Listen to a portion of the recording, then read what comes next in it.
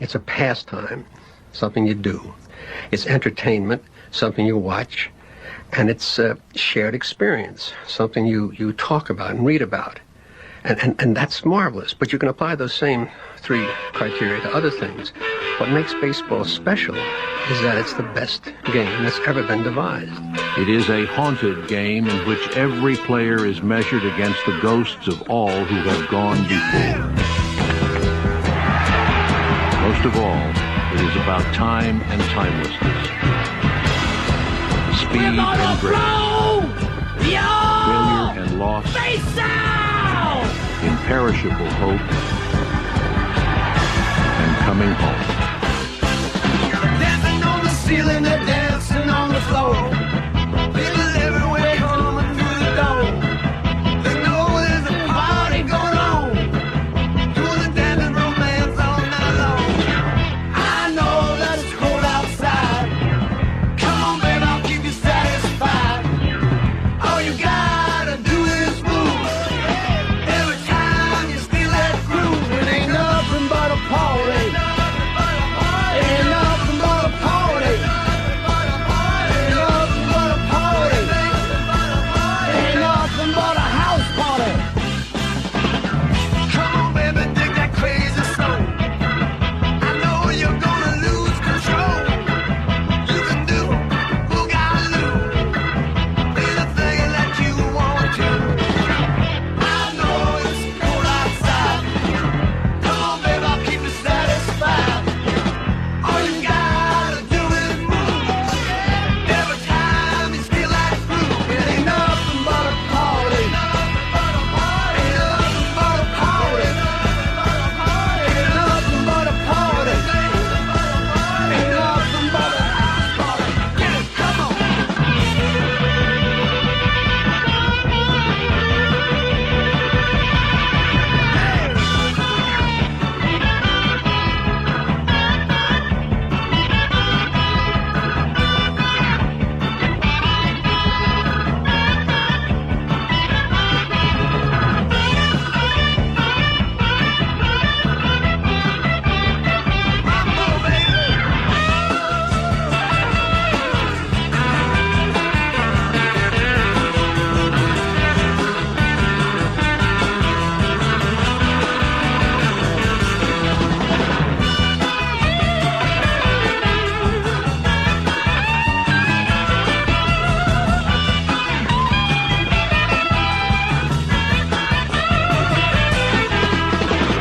I know it's cold outside.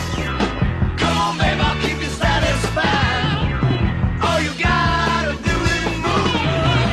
Every time you steal that groove, it ain't nothing but a party. Ain't nothing but a party. Ain't nothing but a party. Ain't nothing but a Twiddle house party. I said groove it, baby, don't you lose it. I said roll it, stroll it, baby, don't control it. It ain't nothing but a party, baby. Ain't nothing but a party, baby. Ain't nothing but a party, baby. Ain't nothing but a house party, baby. Baby, tell me, oh baby,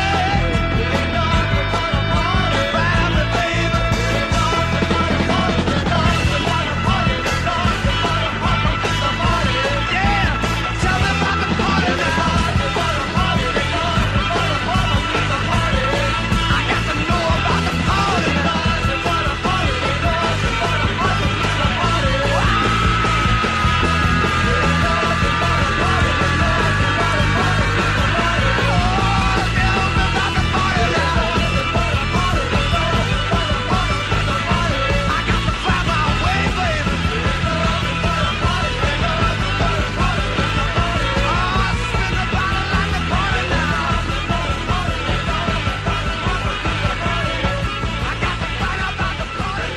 Okay, let's get down to it, boppers.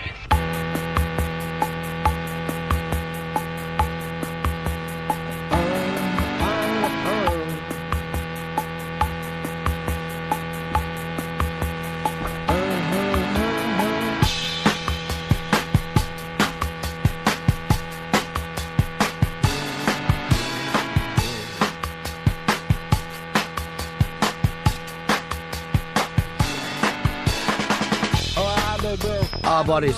Oh, where to begin? We are North of It's the Ron and Fez show. and for those of you Thanks to Pepper for that opening. England, we're not. No. It's 866 Ron Zero Fez. 866 Ron Zero Fez. From North America, where the buildings are old and you might have lots of mimes.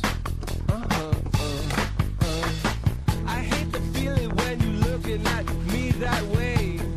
'Cause we're North Americans, but if we act all We'll open up the phone lines. to make it okay. It's a nice day down here. And I got to admit, last night, Where to begin? When we're North not a bad night. Oh, there they go. Oh, they're doing it. Stop. Oh, they're strutting.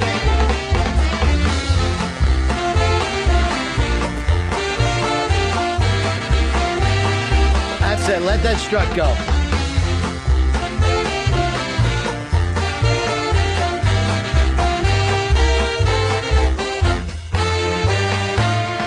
This show might be the first 3-hour mummer strut in the history of radio. Heading right down Broad.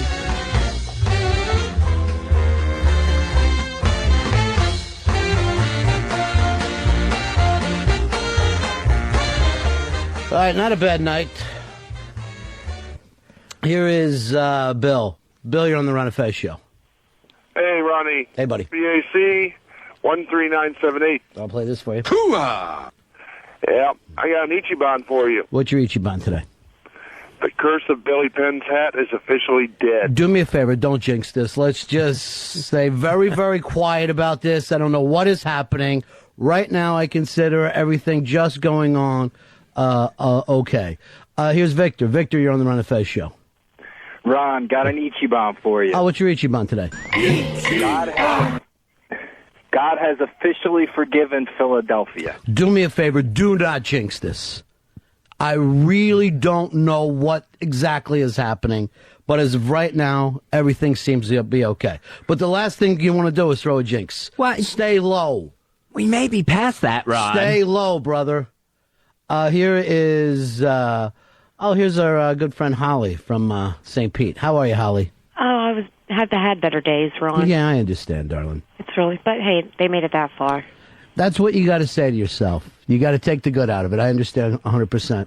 But I do have an Ichiban. All right, let me hear your Ichiban. On Sunday at the Ford Amphitheater in Tampa, Jimmy Buffett will rock the vote for Obama. All right, so it's going to be the world's oldest rock the vote. But the catch is you have to go to an early voting site to get the tickets, and the only way they'll give them to you is if you sign up for his campaign or vote. Or buy a Jimmy Buffett T-shirt or one of his many other tchotchkes. Jimmy Buffett could do me a favor and just put an end to Margaritaville. Just say, I've played this song, I've done it too much, I've polluted too many pool bars in my life. I'm sure it'll be Obama Bill or something like that by the time he's done. Well, he is witty. He is really a witty man. Let's head on over here to Bill. Bill, you're on the Ron and Fez show. Hey, I got 3 quick Ichibans for you, Ron. Yeah. I got Jay Giles Band, best band in the history of music. Well, wait, before we get to that, I just like to say to Hicks, and I never say this about another band in the world, always grab their live version. Always go straight to their live version. Gotcha. Because they had, it's a whole different deal. All right, go ahead, Bill. Also, I want to say Philly's best team in baseball. All right, don't jinx this. Whatever you got to do not jinx this. All right, and the last thing is Ron and Fez, best show on radio. All right, so you can jinx that. That's already been jinxed. 866 Ron Zero Fez. 866 Ron Zero Fez. Oh, there they go. There goes my mummers, and they're strutting it out. They're just strutting it out.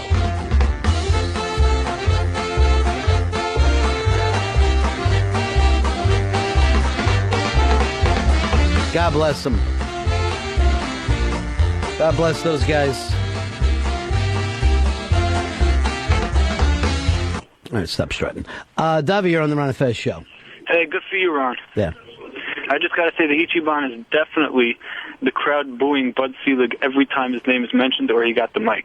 It was very interesting because I'll tell you the truth. I'm a little thrown off by the Philly fans, with their little towels and in their nice stadium. That's not the stuff that I grew up with. But to see them boo Bud Selig and then also boo the Tampa Bay Devil Rays after the game. The game is over. This is the opportunity that you say thank you to the guys that put up a fight against you, and they just booed them like this series was just starting. And then it's off to shake the Channel 3 news van. Matt, you're on Ron and Fez. Hey, Ronnie. Yeah. Hey, Fez. I just want to let you guys know that, Ron, you got nothing to worry about. The Phillies are still the losingest franchise in all of sports with over 10,000 losses. It's really true, but it wasn't true last night, my man. 866-RON-0-FEZ. 866-RON-0-FEZ. Hanging out here with you today. Fez, I did not get the opportunity to see the Obama infomercial last night. Did you give that a watch? I gave that a watch, his 30-minute infomercial. Oh, my God, I couldn't have been more depressed. He decided to just do stories, bios on different voters he met along the way. An elderly couple that can't afford their arthritis medicine. I wanted to take pills. It was so depressing. Well, do yourself a favor and don't read the newspaper, because this is the reality that's coming down. I don't know if it helped him. I think one thing it made of the country's problems look so big that I don't know if this man can do it. I don't know if any man can. Hey, would you stop being so cheery? Seriously. Get in a tub with some razors. Oh, well, that won't be a problem at all. No, we have those. I didn't mean it. We have razors. Here's Bill. Bill, you're on the Ron and Fez show. 29.875, my world champion, buddy. What do you say there, buddy? Hoo-ah! Hey, Fezzy. Yes. Fezzy, there is a God. He is a glorious God, and he loves the city of Philadelphia. All praise to God. All praise to our Lord. Do that strut.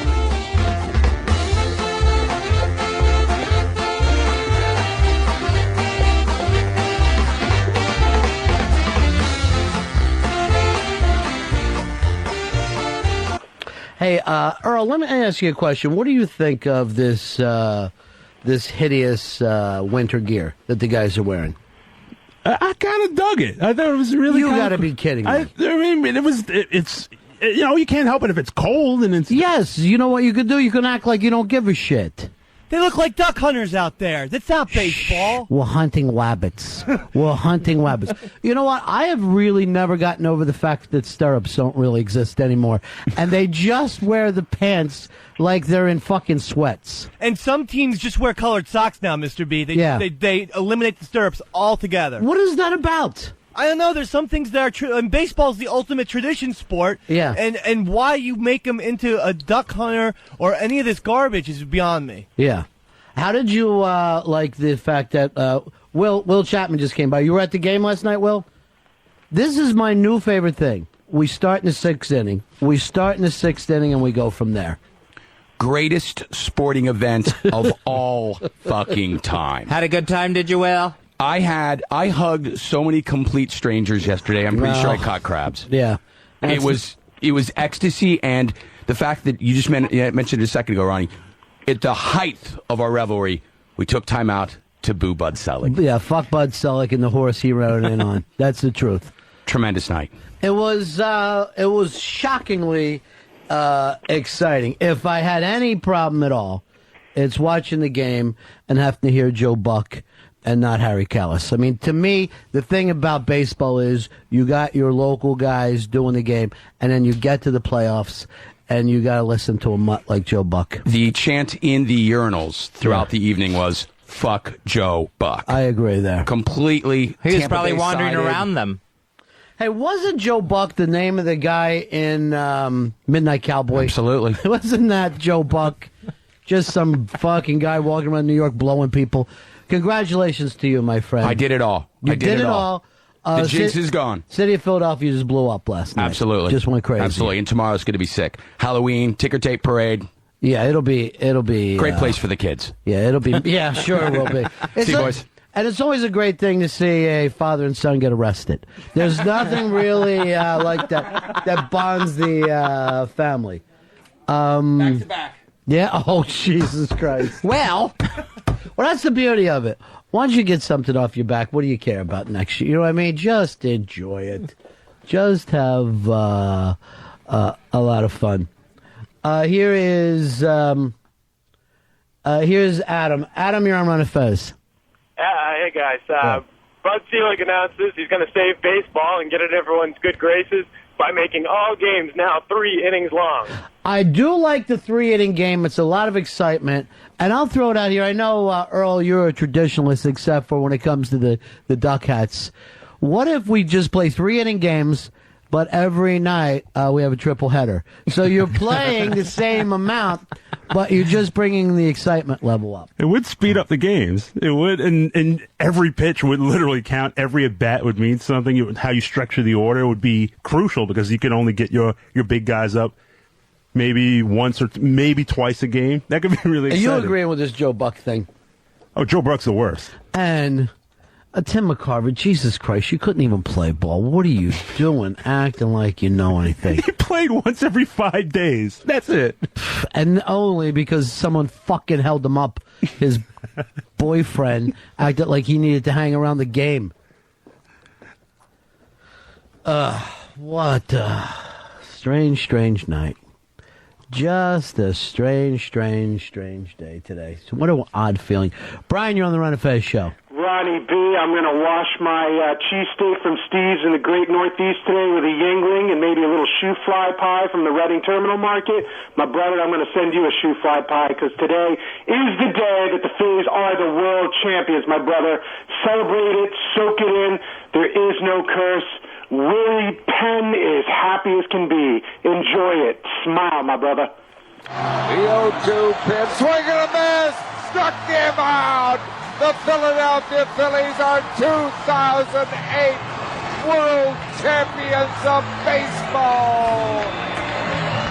That's a bizarre thing to hear. That is a bizarre thing to hear. But I don't want to jinx it. Let's just really just stay quiet about it. We don't know what's going on. At this point, we don't know what is going to happen. How are they going to pull this back away from this town again? Fez, your family, they care one way or the other? I doubt if any of the drunks in the Tampa-St. Pete area have woke up to even find out what happened. I'm sure that, when you don't have community support behind a team. Why do you hate your hometown so much? I despise the fact that they couldn't come out and support this team all season long. And this is the way the series ends. I doubt if anyone even cares. I'm going to tell you the truth. If there's anything that I'm happy about is those Tampa Bats didn't show up because I watched them in those 2 series before, and I'm like, I don't see it. I do not see Philly having a chance here. But they just couldn't. Here's the other problem with the World Series. You're facing pitchers all season long. You got the book on everybody.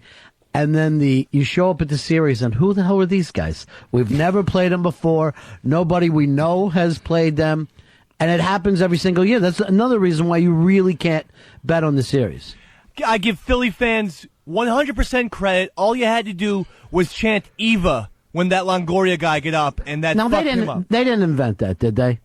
I didn't hear the Dodger fans doing it, Ron. I didn't hear the Brewers fans doing it. The Philly fans, 50,000 strong, chanting Eva, fucked him up. They didn't play the Dodgers, and they didn't play the Brewers. No, I mean, I'm sorry. Because they're American League Ball Club. Yeah, I meant Red Sox. Yeah. So you really, you guys have 27 series behind you. So none of this stuff even matters to you, right? No, it matters. It matters. It's like watching someone get a sandwich for you. No, when our team does not win the World Series, the city feels empty when there's no playoff baseball. I mean, you want to at least be in the playoffs. Here is Mike. Mike, you're on Ron and Fez. Buddy. Yeah. Hey, Ronnie, last night I called XM 175, the Chris Matthews show. Yeah. They had Joe Buck on there saying the reason that the Phillies won, one of the reasons they won, is because the strike zone was bigger for the Phillies than it was the Tampa Bay Rays. Joe Buck is a sawed-off little fucking runt. He's a fucking asshole, Ronnie. Whose dad at least could drink like a man. And you fucking show up looking like a pussy, Joe. Every single game. Well, I'll tell you what I never need an announcer, and this is in football or fucking baseball. I don't need cuteness. I don't need adorableness up there. Stop trying to act fucking cuddly to everybody. And no one needs an announcer with highlights. Joe Buck, lay off the blonde, douchey highlights. On both those hairs that are left. I just don't get it. I really don't. Here's Trevor. Trevor, you're on Ron and Fez. Hey, Ron, I got a Ichiban from the future. What do you got for me, buddy? Philadelphia loses 155 games next year. You know what? That could happen, but it ain't how we're feeling today. The future, let it bring what it ever brings. Here's Dan. Dan, you're on Ron and Fez. Good morning, boys. Yeah. What do you got for me? Hello. Dan, you're on the air, buddy. Can you hear me? Yes. Oh, okay. Congratulations, Ronnie. I was just wanting to know if now Philly can replace Rocky Balboa statue with Chase Utley. To me, Earl, and I know you're a big lumbering American League guy. You sit around all the time, and you wait for the big home run. I was raised in the National League style. Always a big fan of the defensive play. Will never forget the play at the plate with Utley making that move. One of the more athletic plays that you can see in baseball. More athletic and smart play, too, because you knew the runner was just going to be off on contact and pretty much not paying attention to what was going on. Right. And he ranged to his left, and he had to have seen him coming around. Yeah. And he stopped, pivots, perfect throw. And literally, I guess he decided not to go to first, or he faked to first, but it was a phenomenal play. And you really, the other sad thing is, with the guys that are announcing baseball now, particularly the guys that don't follow their team all year long, they really don't pay attention to the defensive side of baseball. We talked about this before. All the great defensive players don't have a shot at the Hall of Fame. You don't have a shot. You could have 14 gold gloves, but if you bat at 240 in your fucking career, it's nothing. Now, you could play like shit in the field. They can't hide you out there. You could have more strikeouts than anyone else, but if you fucking have a certain amount of home runs, you're going to the Hall of Fame. I can name players like Bill Mazeroski. Took forever. They said he was the best defensive second baseman ever played a game. No one ever brings up how many games are saved with the glove. It's fucking half the game. Just look at what happened at Tampa Bay when their second baseman dropped a pop-up. I know it was a tough play, but I think Utley would have got that, and that saves a run. Saving a run is every bit as important as fucking hitting a home run. You cannot get past that. Here's Nick. Nick, you're on the Ron and Fez show. Hey, Ron, congratulations. I wanted to get you real quick because last time when Tampa Bay Bucks won the Super Bowl, I wanted to congratulate Fez, but you guys were off the air. WNEW flipped formats. I never could congratulate Fez. That was Eric Logan's funny joke on Fez Watley. Mm-hmm. Here is Lorenzo. You're on Ron and Fez. Hey, Ron and guys. So it's been 25 years since the city of Philadelphia has gone, you guys finally got some pussy. Are you guys going to stop being fucking miserable pieces of shit and so fucking pissed off? No, we're still going to throw beer at the other team. We're still going to whine and bitch, and the whole thing goes down. They booed the guy presenting the trophy. The guy presenting the trophy is a piece of shit. That's why these are the most knowledgeable fans in baseball. They know who is garbage. Why doesn't he take some of his money and get his teeth fixed, Bud Selig? You've got all the money in the world. Get some teeth fixed. I honestly got to tell the truth, Fuzzy. I don't think that's what they were booing. I don't think that's what they were bringing up on It was just a principle thing. Yeah. Here is Chris. Chris, you're on Ron and Fez. Hey, boys, how you doing? Yeah. I just wanted to say Ozzie Smith, one of the greatest defenders of all time, and definitely Hall of Fame. See ya. Peace. But his average is also pretty decent too, right? Yeah, I think it was like 285. Yeah, I mean that's a hell of an yeah. Yeah, he was around 290. I think that Omar Vizquel is like a similar player. That's going to be the last defensive player to get into the Hall of Fame. It's a really tough thing to pull off. It's really a tough thing. Here is Ian. Ian, you're on the Ron and Fez show. Hey, Ronnie B. How you doing, brother? Good. Hey, got a shocking Ichiban of the week here. What's happening, buddy? Big man golfer, power drinker John Daly arrested outside of a Winston-Salem Hooters, and apparently the statement he gave to the police was, the Philly curse is over. Well, he is from Indiana, so why wouldn't he be all tied up into that? I think it's time to stop going to fucking Hooters. It's 2008. They haven't updated those shorts or the wing recipe. It's just done. And every time I go to Hooters now, it takes me 2-3 days to get over it. It's just that sauce. Here's the grossest thing. That hideous sauce that they have at Hooters, right? Then you go into the bathroom there, and you fucking smell the sauce everywhere. Because it's just going through people. And I swear to you right now, go up to 56th Street, walk into that bathroom, and you will smell the sauce. Yes, it's fucking horrible. It's grease. Grease is the word. That's the only soundtrack they should be playing. Here's John from Tampa. John, how are you, buddy? John, we got you, pal? Once, twice. You're off. Here is, let me go over to Matt. Matt, you're on the Ron and Fez show. Hey, guys, I got an Ichiban for you today. What do you got for us, pal? Just want to say that the Eagles still haven't won in 48 years. Yep, that is true.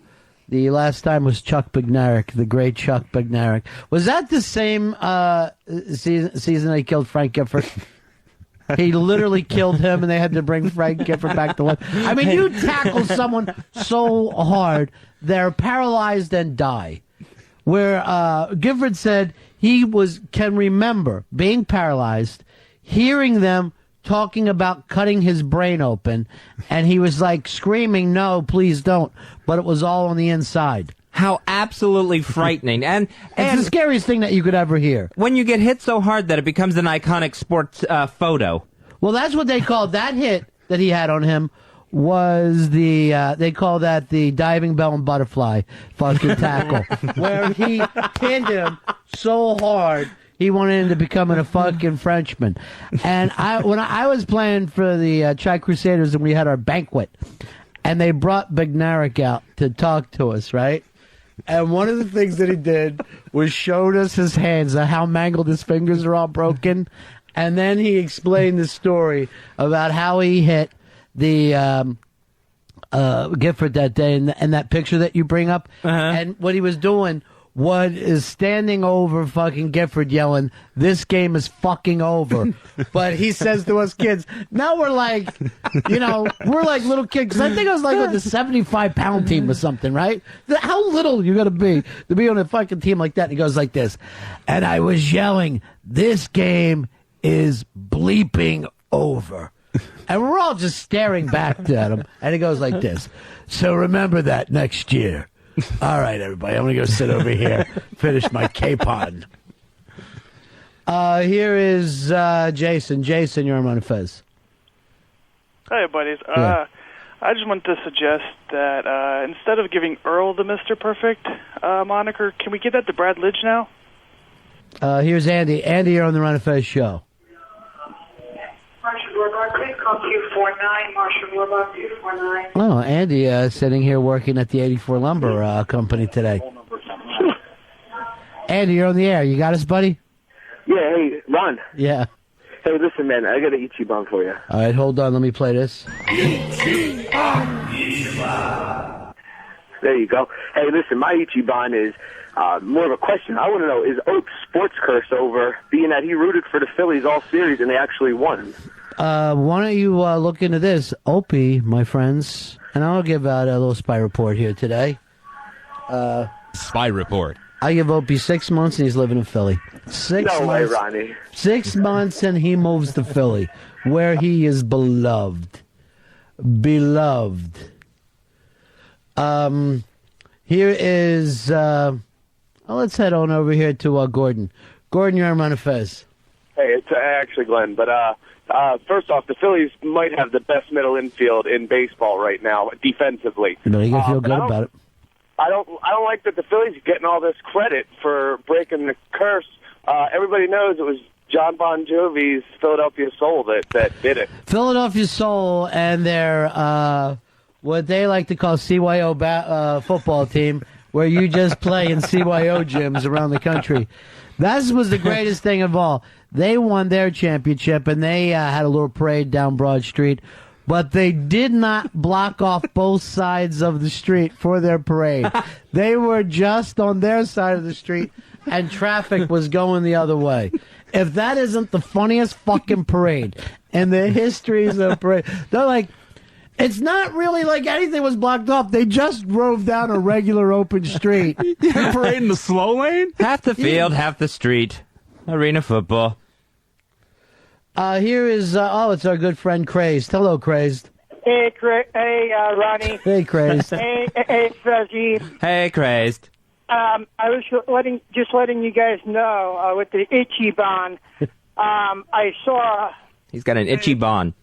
Yeah, I saw a trailer for a new movie with Notorious B.I.G. They're doing a real life documentary kind of thing on him. Well, are you going to be going to that, Crazed? Yeah, it should be pretty cool. It's called Big. Yeah, why don't we do this? January. So are you. Why don't we have you start in something called the Notorious P.I.G. and we'll just have you come out in all the bling and do like a thing and we'll YouTube it. Yeah.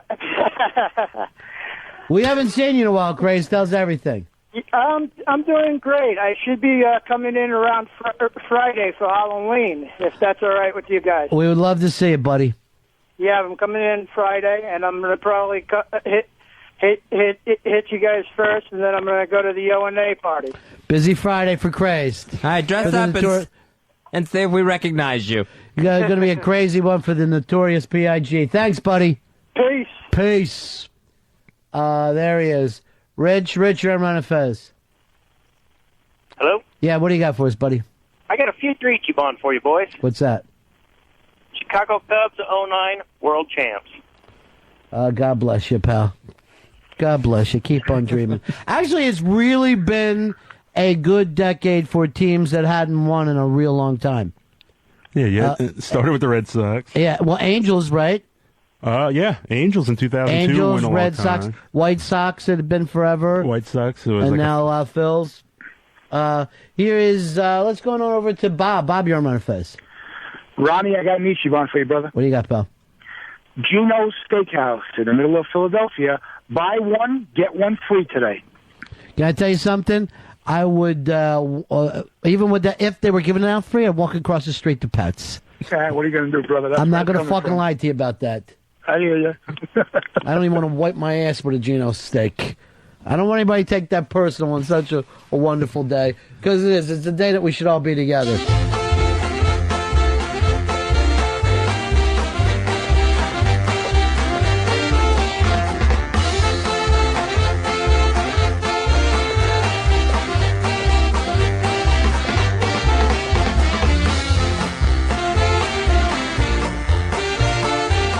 Kevin, you're on the Ron and Fez show. Hey, buddies. Hey, pal. Big question. How does Hamlin get the MVP for pitching 2 games when the catcher obviously carried him for the whole series? Well, they, they always like to give these things out to a starting pitcher now, and the kid is just amazing. And the guy was virtually unhittable throughout the entire playoffs. The bullpen blew. He would have won that game if the bullpen hadn't blown it. But it's a very tough fucking call in that race. I don't fucking blame that on anybody but Selig. And here's the annoying thing about baseball. And baseball is no longer America's sport. But for the people that like it, they like it. Both those teams said to Selig, let's move this up and play a day game. We know this bad weather is fucking coming. They didn't let them do it. They got to keep worrying about the national audience. Fuck the national audience. Day baseball in October is perfect. And that's the way it should be played anyway. Yeah, I always made the contention, like, they used to start the games on a Saturday, so why don't you make the weekend games day games? But they don't want to compete against college football and college baseball because the same advertisers are involved in all this stuff. So you got to divide the money up properly. And the United States of America has a right to say, you know what, there's some traditions that we want to fucking have. The same way when you move 4th of July to a Monday and call it Independence Day. Stop that bullshit. Just fucking have some traditions that, guess what? They don't fit into the normal corporate fucking structure of way to do things. I remember as a kid, just like running home from school to catch the playoff game at 3:15. That was the cool thing. Then you just sat and you watched the game.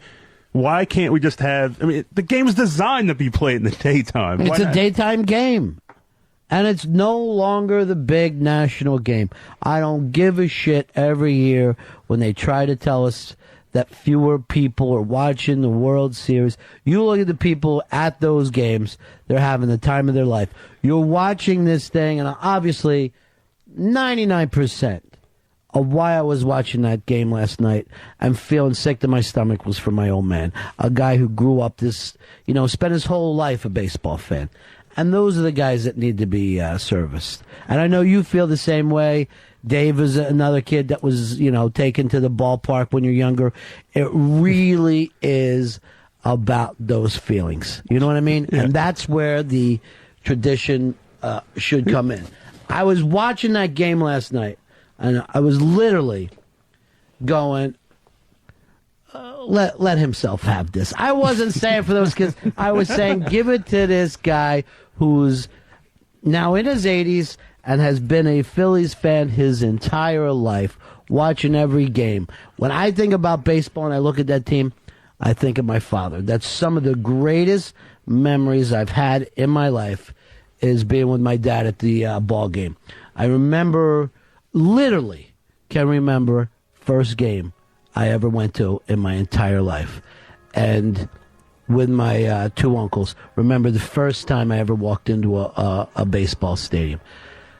And that is the kind of stuff that really I would love to see him get back to preserving. I really would. Here's the one of the strangest things, and I don't even know if I've even talked about that, but we used to go up, in those days, you could either go up on a bus with the VFW or you could go up with my dad's work. And they would literally have a bus. And I can remember being a little kid, and so little that I was like, could stand up on the seat during the bus ride and with my head out the window, knowing that we were going to the ballpark, hearing all the guys laughing. Guys were smoking on the bus, smoking cigars, smoking cigarettes. And they would have this giant trash can filled with beer and sodas for the kids. And I can honestly remember that being the coldest drink I ever had in my life. Just being with those guys, hearing them talk and bitch about the game on the way up. After a win, everybody would be laughing on the way back or bitching on the way back. And I really feel like that's 99% of what the whole thing is about. Just a chance for fathers and sons to get together. I remember going to those games with my pop. And then years later, in Florida, I had spring training tickets, which there is nothing in sports like spring training. There is nothing as hopeful and as close to what it can be for playing hooky as sitting there watching spring training games over and over and over. There's literally no pressure to it. The other thing that I was thinking about last night, I used to go up to the games with my pop and my Uncle Bill.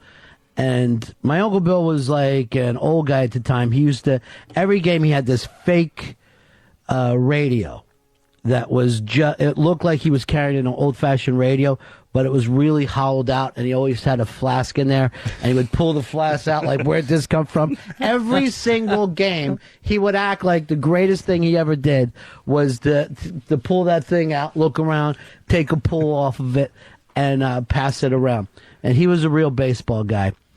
And literally, and I never forget this, every single funeral we were ever at, he would say, tough league to get a hit in. Every single time he would say to us, tough league to get a hit in. Because there was nothing that we could say. And I remember being at his funeral, and my dad turned to me and he said, what do you think? Tough league? I said, yeah, it is a tough league to get a hit in. I was really thinking about him last night, too. And thinking about my pop, because he is one of those guys that just is not an angry fan. He's not a guy who really cares all that much about winning and losing. And I busted his balls a few times when the Phillies were really bad, and he'd still follow him. And he would always say, there's always one player that you can watch, even in a bad year. There's one guy that you could say, how did he pull that one off? Look at him. He's moving up. There's always something for him to watch. My dad does. The other cool thing about it is, and this is one of the craziest things that I got to thank radio for, is because of being in radio, I got to play with the Dream Week guys. I did that about 5 years, and it's an unreal experience where you're playing with the guys that you grew up watching. They coach you all week long, and you're playing with other guys that have signed up for this Dream Week experience. And then at the end of the week, you play against the pros. And you're out there, and you're playing, you're pitching against guys who pitched in World Series, and they're all just busting your balls, and you're having a great time. You do the dinner at that night. And one of the great things about baseball is nobody tells funnier stories than baseball players. And they just sit there and rip each other, rip the guys who played. And I was sitting there with my dad, and I was just watching him, rubbing tears out of his eyes because he's laughing so hard at some of these stories, and leaving and having him say to me, I think that was the best night of my whole life. Just the flat-out best night of my whole life. And really, that's exactly the main reason that I was so tense this week, is just letting a guy who's had now the second time his team has won a World Series over his entire life of being a fan. 2 World Series wins he gets, a guy in his 80s. And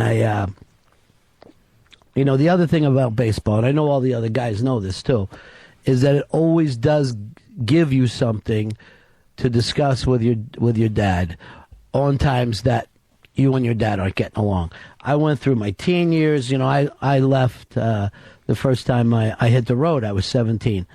And whenever I would call back, whether my dad was happy with me or not, we ended up talking about the ball game. So I had to make sure that I read box scores and checked out box scores, because I knew that was going to come up, and I would know that would be part of the conversation. To this day, in the summer, anytime between February and October, I check the box scores before I call home, because I know at some point my old man and me are going to be talking about those games. It's politics will piss us off. Things I've done in my life will piss us off. Baseball we can still talk about. So I give him a call last night after the last out, and we just kind of go over the entire time I'm just like, let him pull this. Let him just have this win. I got him the Comcast a couple years ago. The man is 83 years old and watches 162 games a year. Does not miss a game. Sits there on the porch watching the ball game, and when that's over, he'll flip over to another one. So I give him a call last night, feeling happy for him. And he's not dancing in the streets.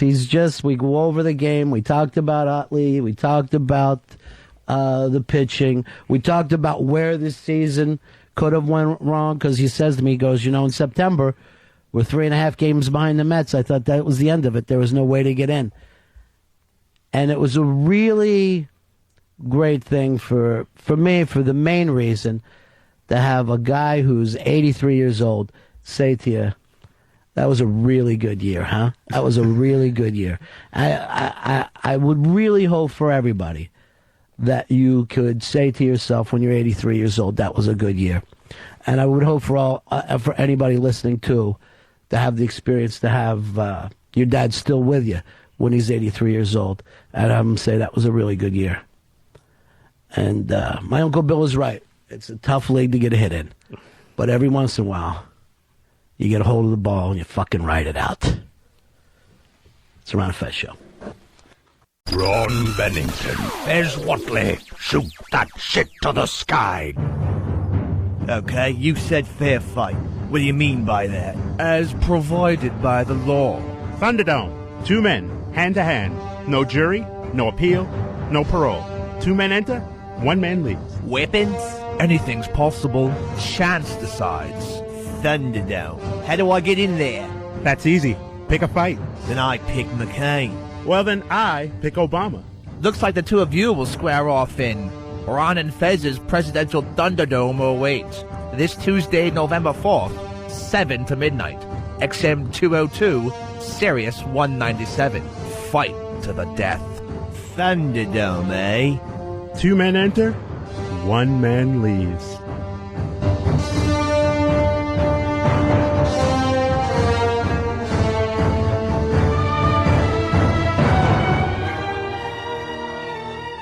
It's the Ron and Fez show, 866 Ron Zero Fez, 866 Ron Zero Fez, heard exclusively on XM 202 and Sirius 197.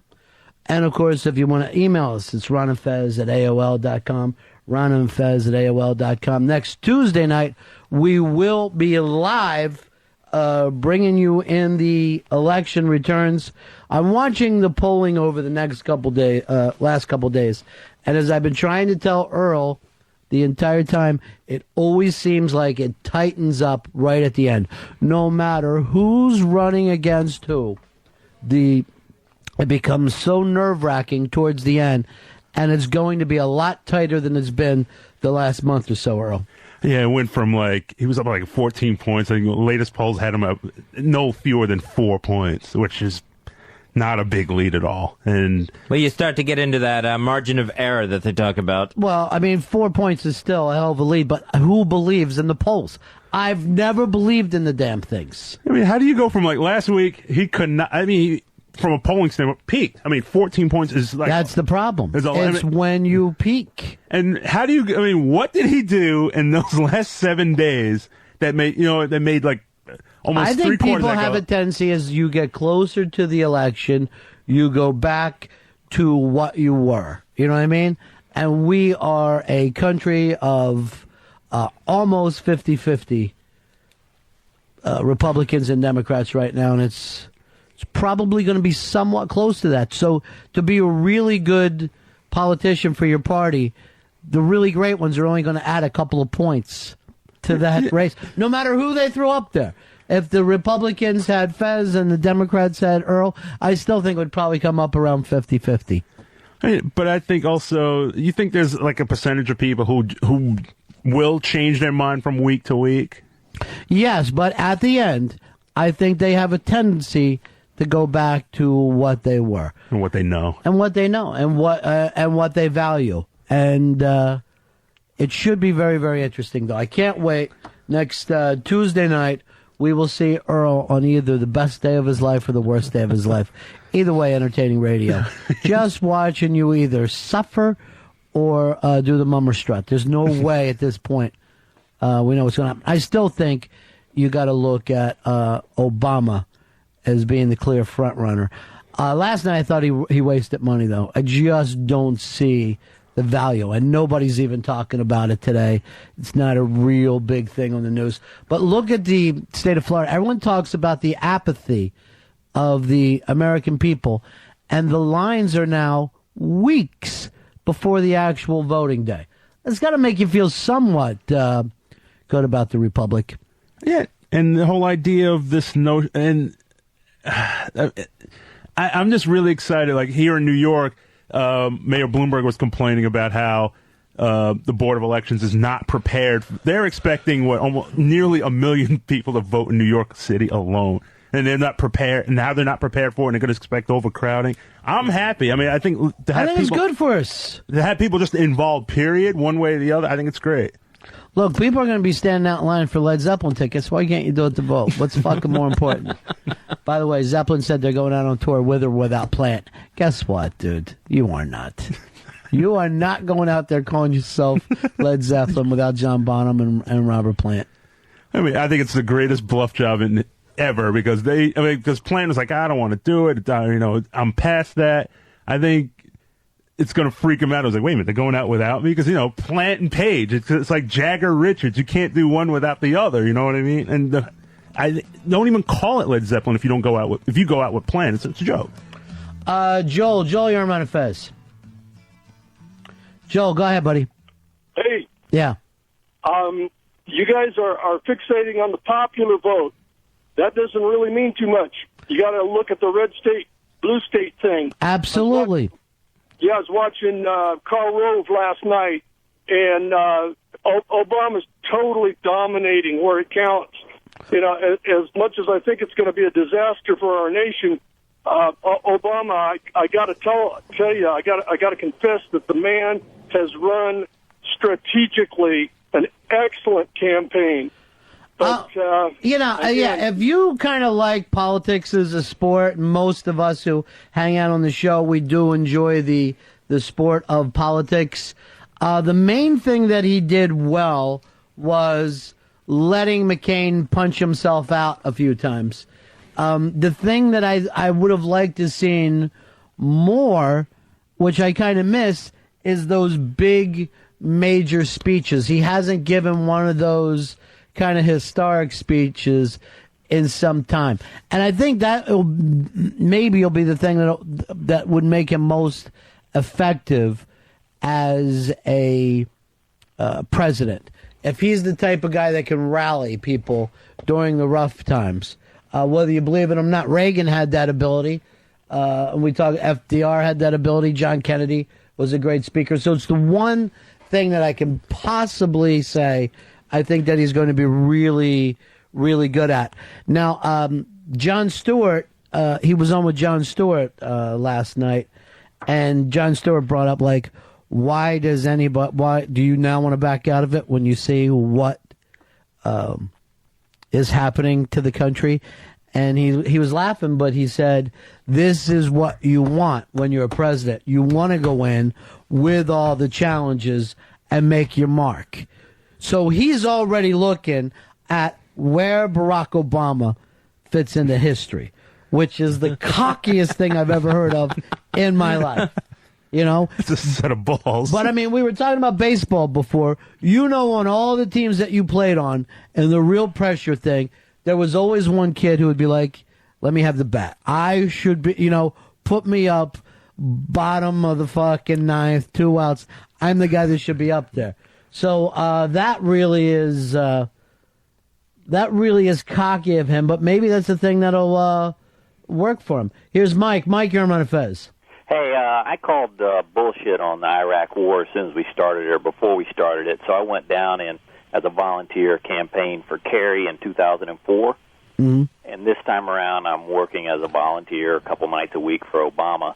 And in our local office, there's no comparison to the way the campaigns run locally. It's about 10 times better funded.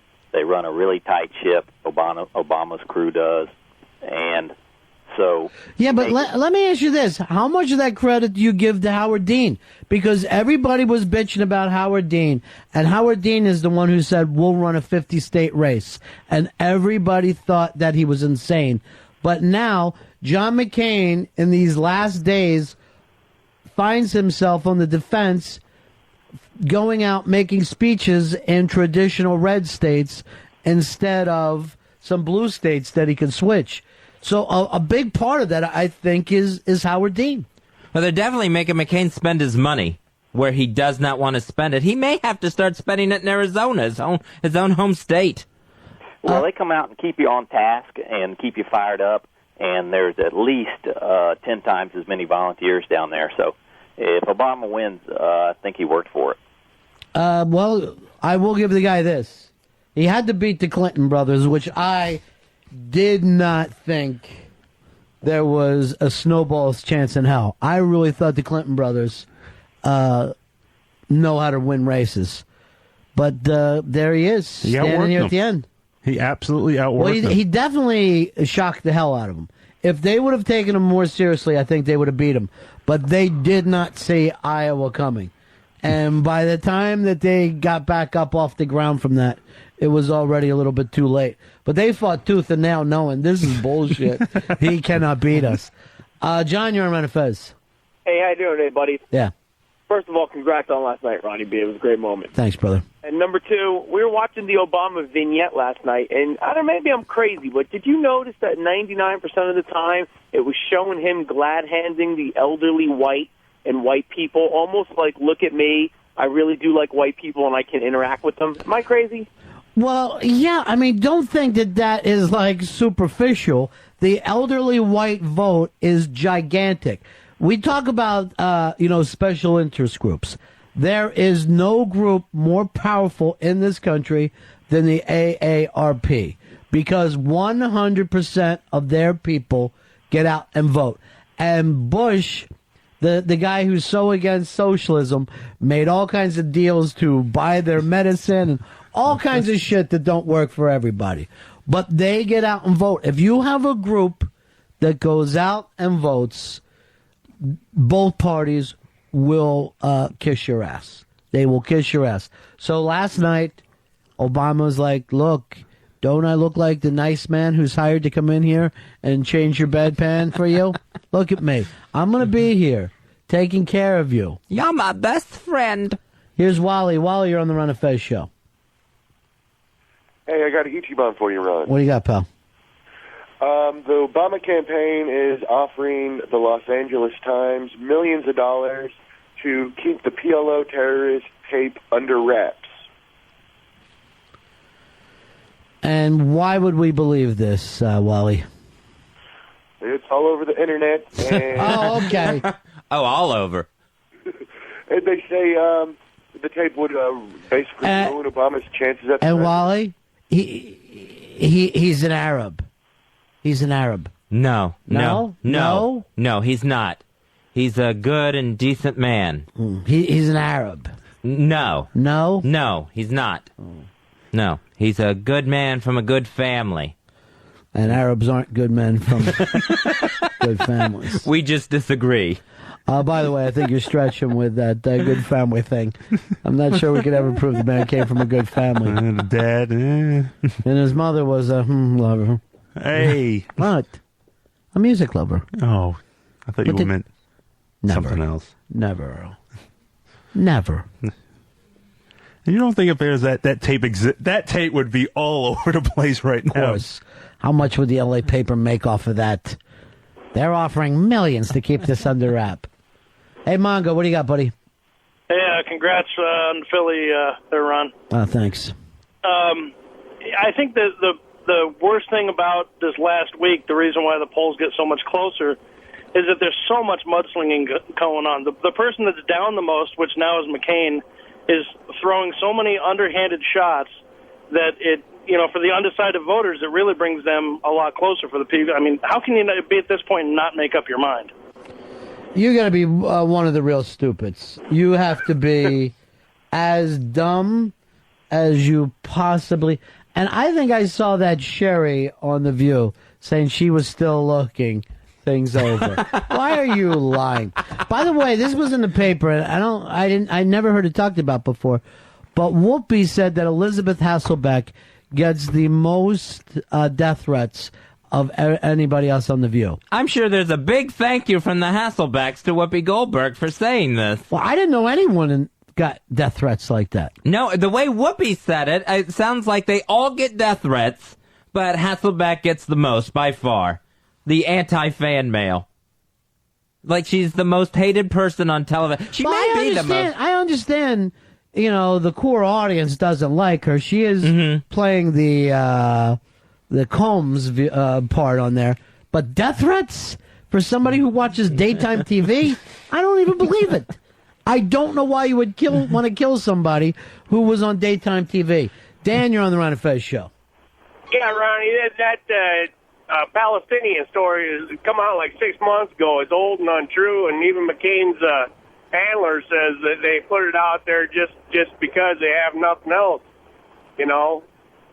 big shock. A Palestinian professor is for the Palestinian cause. It's got nothing to do with Barack being Arab or Muslim It's Yeah, I'm pretty sure that we don't have to worry about secret tapes with him and the PLO. We're going to have a woman on. Maybe what we'll do next Tuesday's show, Fezzi, is try to get some of the real extreme nutty people. But we got a woman on next week. Hicks has booked her, and we'll try to do it next Tuesday during the daytime show, who claims that the occult is on Obama's side, and he's been getting ahead with voodoo. And there's nothing better than acting like, before we move on, do you want to talk about the accusations of black magic? This is what I don't understand, because Christians are always worried about witchcraft and paganism, even though the pagans have been killed off now thousands of years. When you run into pagans, it's going to be, a couple here and a couple there. There's not much for them to worry about. And then they always worry about black magic. Now, if someone, gave me black magic, I would be like, stop it, you're a fucking retard. So you have to believe in black magic to think. You almost have to be a pagan then, don't you? You would almost have to be, or at least a member of some occult, to think that black magic could get you. Earl, do you believe in the power of voodoo? Who do? There's a certain you have to believe it. You have to if there's. I thought you were a Christian. I am a Christian, but there's just things out there that are that just you can't explain. That just kind of. So there are things out there outside of God's power that are the power of the occult. I'm not saying and that, if I stabbed a doll, your aunt could die. I always said it was kind of it falls under the whole thing of Satan and satanic rituals and all of that stuff. But this is what kills me. Witches don't believe in Satan. Pagans don't believe in Satan. So there couldn't be satanic power. Well, it would only be satanic if one of your people, the Christians, the believers of God and the devil, were the ones following it. The way I was taught, the way I was brought up, and the way I believe was always that all falls under, things that are not of God or of the devil. Now, are you part of the Christians that take that all the way to Harry Potter books? So do you consider then Buddhists to be involved in the devil because they're not of the same God as you? No, I don't think so, no. But you just told us things that don't follow your God are of the devil. No, well, are Hindus of the devil? I was referring to stuff like like voodoo and black magic and all that. But I'm not referring to that. I'm referring to, let's say, the pagan religion. Why do you put witches with the devil when the witches don't even believe in the devil? Well, that's just again, that's one of the things I really couldn't fully explain. And again, there's things that you can't explain, and you don't try to. It's just something. How you keep your job is one of those things that's unexplainable. Are you? Did you kill a goat to come in here today? No, I didn't kill anything. Chad, you're on Ron and Fez. Hey, Ron. Hey, Zero Fez. I think one of the reasons maybe for the polls closing in so much is the left media, the Democratic Party, don't want such a big lead, afraid of low voter turnout. A lot of people think, 13, 14-point lead, no need voting. Obama's got this thing in the bag. Yeah, but they're not the ones controlling this poll. We're not talking about the Democratic internal polls. These are these external polls put on by TV networks and newspapers. And a lot of that is the left media also. I think that they're afraid of low voter turnout. Maybe wrong. So you're saying, like, if CBS News does a poll, they would take that poll and just lie to people to try to get that to work out the way they want it at the end? It wouldn't be the first time, I can assure you that. I appreciate it. 866-RON-0-FEZ, 866-RON-0-FEZ. I will give you this poll, and it's in the news today. In Texas, they did a poll for the state of Texas, and 24% of the people in the state of Texas believe that Obama is a Muslim. No matter how, the fact that one of the things against him is his Christian preacher speaking out in ways they're not comfortable, they are still going around saying that the man is a Muslim. Here's Michael. Michael, you're on Ron and Fez. Hey, Ronnie. Yeah. Just want to tell you the reason Christians believe in witchcraft, because the Bible says that witchcraft is real. King Solomon used a witch to bring back a prophet to tell him that God was mad at him. And so the Bible states in 2 or 3 places in the Bible, I'm in a truck, I couldn't tell you exactly where they were, but that's why in the back actually believe in it. Well, maybe that's because witches were around before Christians. Well, and then when you don't run into as many. Came from witchcraft. Right. That's what they say. But I believe in Almighty God, and that's one of the reasons I can't vote for Obama. Is he believes in non-Christian values like abortion and this, that, and the other. It ain't got a thing to do with it being black. I voted for Jesse Jackson. I like Jesse because he has Christian values, but Obama. I just can't do it. If he wins, I say go ahead, but I'm afraid 4 years from now we're going to look back and go, he didn't do no better either. It didn't make no difference what color his skin was. Later, Ronnie. It's a pleasure, my friend. He said he voted for Jesse. Jesse's pro-choice also. Of course he is. There is no amount of sense that has to do with any of this stuff. I would also like to say to those people with the abortion stuff, show me one thing that George W. Bush or Ronald Reagan or George Sr. did on the abortion thing. It all goes back to picking judges, and then the judges will just do with the Constitution the way they see. And it takes so it's long. That simple. And it takes so long to get that case brought to them anyway. By the time it does, they retire. Here is David. David, you're on Ron and Fez. Hey, Ronnie. Hey, what religion is it if you step on a crack, you break your mother's back? That's Devo. Step on a crick, you break your mama's back. 866 Ron Zero Fez. 866 Ron Zero Fez. Davy Mack had something bothering him. He had something on his mind today. Maybe not so much of a moral conundrum, but something that was just annoying him just a little bit. Yes. Today is Mischief Night, as people forgot. And I feel... Mischief Night doesn't work everywhere. It's not all over the country? Mm-mm. We've talked about this every single year on the Ron and Fez show. Some people call it Hell Night. Some people, I think, call it Gate Night. Some people don't even have it at all. Some people use their Mischief Night on the same night as Halloween. So, yeah, we've talked about that many times. So that's the thing that's been on your mind now? Well, what was bothering me was that... I just had a memory that resurfaced, which was what's one of the worst things I ever did. When I was 15, I egged a girl right in the face, 11-year-old girl right in the face. And that's been bothering me for about 15 years. I mean, that's... So, for 3 years, it didn't bother you? You had a couple years it didn't bother you at all, and now it's back in. It's weird because I don't know if it's because I got now a father and shit, and so I now... Well, you didn't, like, knock her eye out or anything, right? Ron, I caused blood. There was... She was bleeding, and egg yolk was dripping from her face. Well, the egg yolk isn't going to hurt. I'll bring this up here, though, about people who finally get around to saying stuff. I took Mooch and Pixie out for dinner last night. Had a fabulous time. We went over to Bar Americaine, and I'm like, oh, geez, look at this. We're over near the kitchen. We're near the Raw Bar. We're out of the way. Then we turn around. There's Bobby Flay working. We actually got a chance to watch him work. Did not go walking around in this thing, shaking hands for people. We used to say, we're stirring, mixing, yelling at people. Nice. So we actually sat there and watched the TV star basically work the fucking line in a restaurant. But Mooch admitted to something to me last night, that he's been stealing liquor from our office. Are you kidding me? Yeah. All these bottles get lower and lower, like it's a parent's liquor cabinet. He said he and Pixie stole a lot of the absinthe that they've been drinking.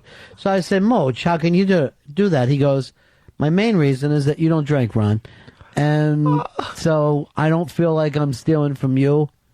But you're stealing from his friends because we drink. I know, but I like the attitude of that. There was something. A, he was upfront about it, and then B, yeah, you're right, Mooch. I don't drink. Go ahead and help yourself.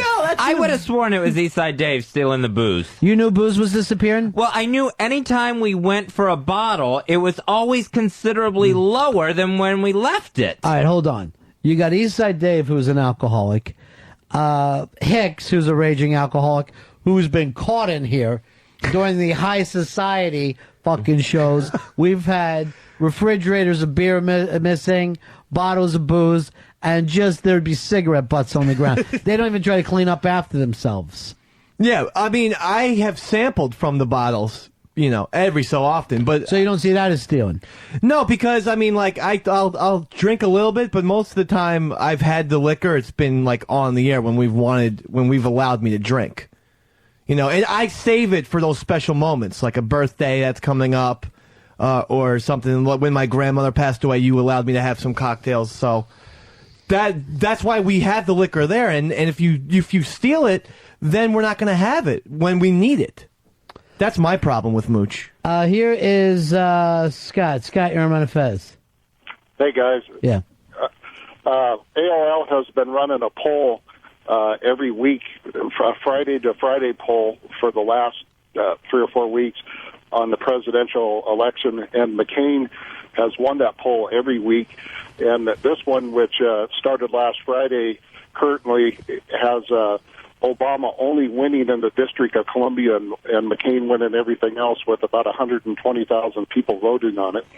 All right, I'm willing to bet that he wins more than the District of Columbia. You want to go in for this? Well, it would be great if that was the only thing he won. It would make Earl look really But Scott, good. So. It's not a scientific poll. It's letting people vote as much as they want. It's not pulled from anything. It's just people. You can only vote once, because I try to vote more, and then you have to. Why don't you try that in real life? All right, Scott, call us back next Wednesday. I've looked at. Let's try to see everything Obama won, other than D.C. I've looked at this thing. It usually has McCain with 72% or something like that. Paul, you're on Ron and Fez. Roddy B, Mazel Tov. How are you, my friend? Good. Were you talking about your dad? I had chills, brother. Anyway, I got a moral conundrum. All right. What do you got? My 9-year-old has a religion test tomorrow. Mm-hmm. Do I take him out of school to go to the parade? So he goes to Catholic school? Yeah, he does. What kind of school, what kind of education would want to keep a boy away from a victory parade? That's my point to my wife, but she's not going for it. Oh, she's out of her mind. That kid, who knows when the next time he's going to have to do this. And, I mean, I'm sure, how old's your boy? 9. All right, this is all his heroes. Going down the street drunk. You got to be there for it. The kid's got to go. My old man took me in 80. Absolutely. And that's something that you really need to focus on. That's the other, the weird thing. That you get to do the same thing with your boy that your old man did with you. I'm going to tell her you said so. Yeah, tell her I said so. Where do you live? In Delaware. What part? Right now I'm in Middletown, but I grew up in Wilmington. All right, so Joe Biden, say you're going there, and he was going to get a chance to shake the hand that shook the world. You're going to meet Jumpin' Joe Biden. Smiling Joe is going to be there, hanging out with all the kids. All right, 866 Ron Zero Fez. 866 Ron Zero Fez. Here's Marty. Marty, you're on Ron and Fez. Hi, Ronnie. Hi, Zero Fez. Congratulations, Ronnie. Hey, Ronnie, you need to nail Dave with a cowbell and a razor for hitting that kid in the eye with that egg, man. Come on, everybody's thrown something at somebody to hit them in the face. Be easy on yourself. The kid took an egg in the eye. It was a girl. Yeah. And she was, I was 15. She was 11. Yes, you were a bully. You were a freaked out, idiotic bully. But I recall, like, her fucking head. It's nightmarish. Blood and yolk and hysterical crying. I'm never going to forget that. And that one I do feel bad about. Can you still eat eggs? No. Dan, you're on Ron and Fez. Hey, buddies. I got a spy report. What's your spy report, buddy? Spy report. According to the infomercial last night, next year I will be receiving half of your income. Well, enjoy it, my brother. I will. Thank you, sir. Enjoy it. It's there to be spent. I don't want to sit around and just let it pile up. I'm not going to sit around and worry about the tax thing. A 3% bump. What the hell am I getting for 3%? Fucking tip 15. I consider it just a fucking tip. What is it, 18 on a tip? 20%, Mr. B. No, but I mean, what's the fucking rule? 15% is the rule. Okay, 15%. The rule. You know you don't have to fucking worry about me with tipping. No, Jesus Christ. I used to fucking go to this place that every time I went to park my car, I watch these guys jumping over the fucking things that get to me. There's a little club I used to like to stop into every now and then. I had a little bit of a problem. I think it goes to 18% when you have a certain amount in your party. Like 6 or more. Well, yeah, I mean, some restaurants do that mandatory thing on the menu. That's usually 18%, but like society, the rule is 15. Peter, you're on Ron and Fez. Hey, Marty. Yeah. Go Phillies. Hey, when I was in 7th grade in history class, the teacher got up to leave the room, and as soon as he left the room, I took my pen and I went to throw it at my friend across the room. He ducked and went right into this girl's eye, like right next to her eye. It stuck in, and it was hanging there like by a thread, and everybody was like, oh, my God. She pulls it out. Blood starts squirting out. I'm like, oh, my God, I'm going to get suspended. I talk her into not telling on me. I just say it was an accident, say it was an accident. She didn't tell on me, and she stepped this fucking hole in her face. How good is that? She's the best chick I've ever even heard of in my life. Here's RC. You're on Ron and Fez. Hey, Fez, you sound like $1 million. Well, thank you. Ron, I don't understand why everyone focuses on the money, the taxes. I mean, what about all this other shit going on? It really does confuse me about what people think is the most important thing to be an American. It's always odd to me that the people who are like the most patriotic also say, then I don't want to pay any taxes. I never get it. We're going to break here. It's the Ron and Fez Show. Lord, I know I ask for a lot, but please let Obama get elected on Tuesday. We've given this country 232 years, and we just want 4 back. Or, well, I really want 8. But 4 years of a black president would be amazing. Please, Lord, I ask this in Jesus' name. Please let Obama get elected. Amen.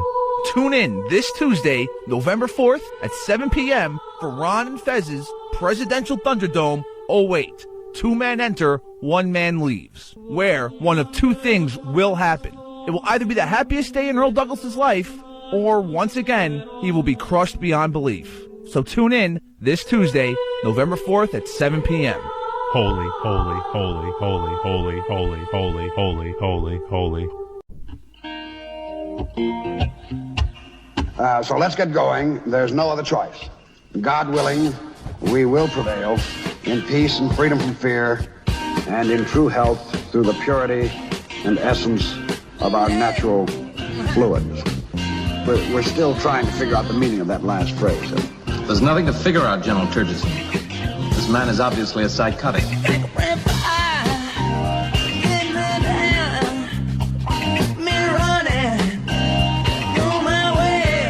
Brad, you're on the Ron and Fez Show. How you doing, buddy? Pretty good. How are you? Good. I got an issue done for you. What do you got for us? The ExxonMobil boasts record third quarter profit. I like the fact that you, as a grown man, say that someone boasts. That's not something you normally hear a man saying about somebody else. He boasts of a really big... Well, that's good, because I really want ExxonMobil to do really, really well. I worry about those guys. So thank God it's the record profits. Now, is there something you would pay more for that wasn't a necessity, like gas? Like just something you love so much you would be willing to pay more for it? No, I would pay more for air. If we ran out of air, I would be paying more for it. If you ran out of water, you'd be paying more for it. You would pay more for whatever you need. Christina, you're on Ron and Fez. Hi, guys. How are you? Good, darling. I have a funny little story. Mm-hmm. In 3rd grade, we had, I guess, a little gerbil or some kind of rat running around the classroom as a pet. One day, I took the little thing out, and there was this kid, Joe, and I'm trying to make him give this little guy a kiss. Oh, look how cute he is. And it latched onto his nose. And for about 10 minutes, we're trying to yank this rodent off his face, and we finally got it off. Blood was everywhere, and for the rest of our years together in school, he has this scar and 4 little teeth marks on his nose. Well, Fell off. Fezzy has a gerbil story that's even better, but I'm not sure he's ready to share that yet. 866-RON-0-FEZ. I never understand why people are afraid of rats, and yet they're able to keep a gerbil as a pet. A gerbil is a rat. I swear it's all in the tail. A rat and a mouse, they have that long tail. Gerbil, hamster, short tail, I think it makes all the difference in the world. The fact that it's less creepy, it's less gross if you hold it, where you feel that hairless skin of the rat tail on you. Where's Franklin at? He was in here a little bit. Is Franklin split? Yeah, he had to go back to Brooklyn. What happens? He zips in and zips out anymore. He always makes sure he doesn't talk to us. Then he had that crazy little faux hawk rocking. And then he says to me, "Good win. You know, that was my cousin standing on second base at the end of that game." You know, was it Fernando Pena was the potential tying run stranded at second base? That's his cousin? That is his cousin. Now, why wouldn't he have brought that up before today? Because he's always claiming to be related to someone. He's like a Cuban Forrest Gump. And why is he wearing the Ray Hawk? Now suddenly he's the world's biggest Ray fan? Talk about a fucking bandwagon jumper. Here's Mike. Mike, you're on the Ron and Fez show. Mike, what do you got for us, buddy?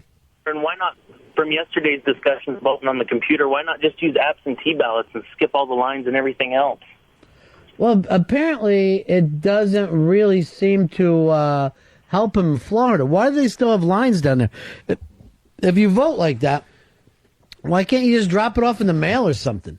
I think these are actual, set up like the real polls where you go in and it's not like an absentee ballot. It's just early their polls voting. are always open. Yeah, it's just early voting. So the governor there has extended those hours to open from 7 to 7. Walker, you're on the Ron and Fez show. Dick Holder, 1229. What do you say, buddy? Hey, Fez, don't you think because rats have longer tails, you'd be better off sticking those up your ass instead of gerbils because you could pull them out quicker? I am talking... Some of that is just meanness. Craig, you're on Ron and Fez. Hey, how you guys doing out there, man? First time listening to the show, it rocks. Let's just say, well, what's the difference between a squirrel and a rat? Nothing. One's a little bit wilder, that's it, you know?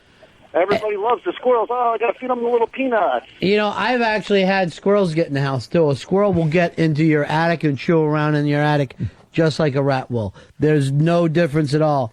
And they will hide shit up there.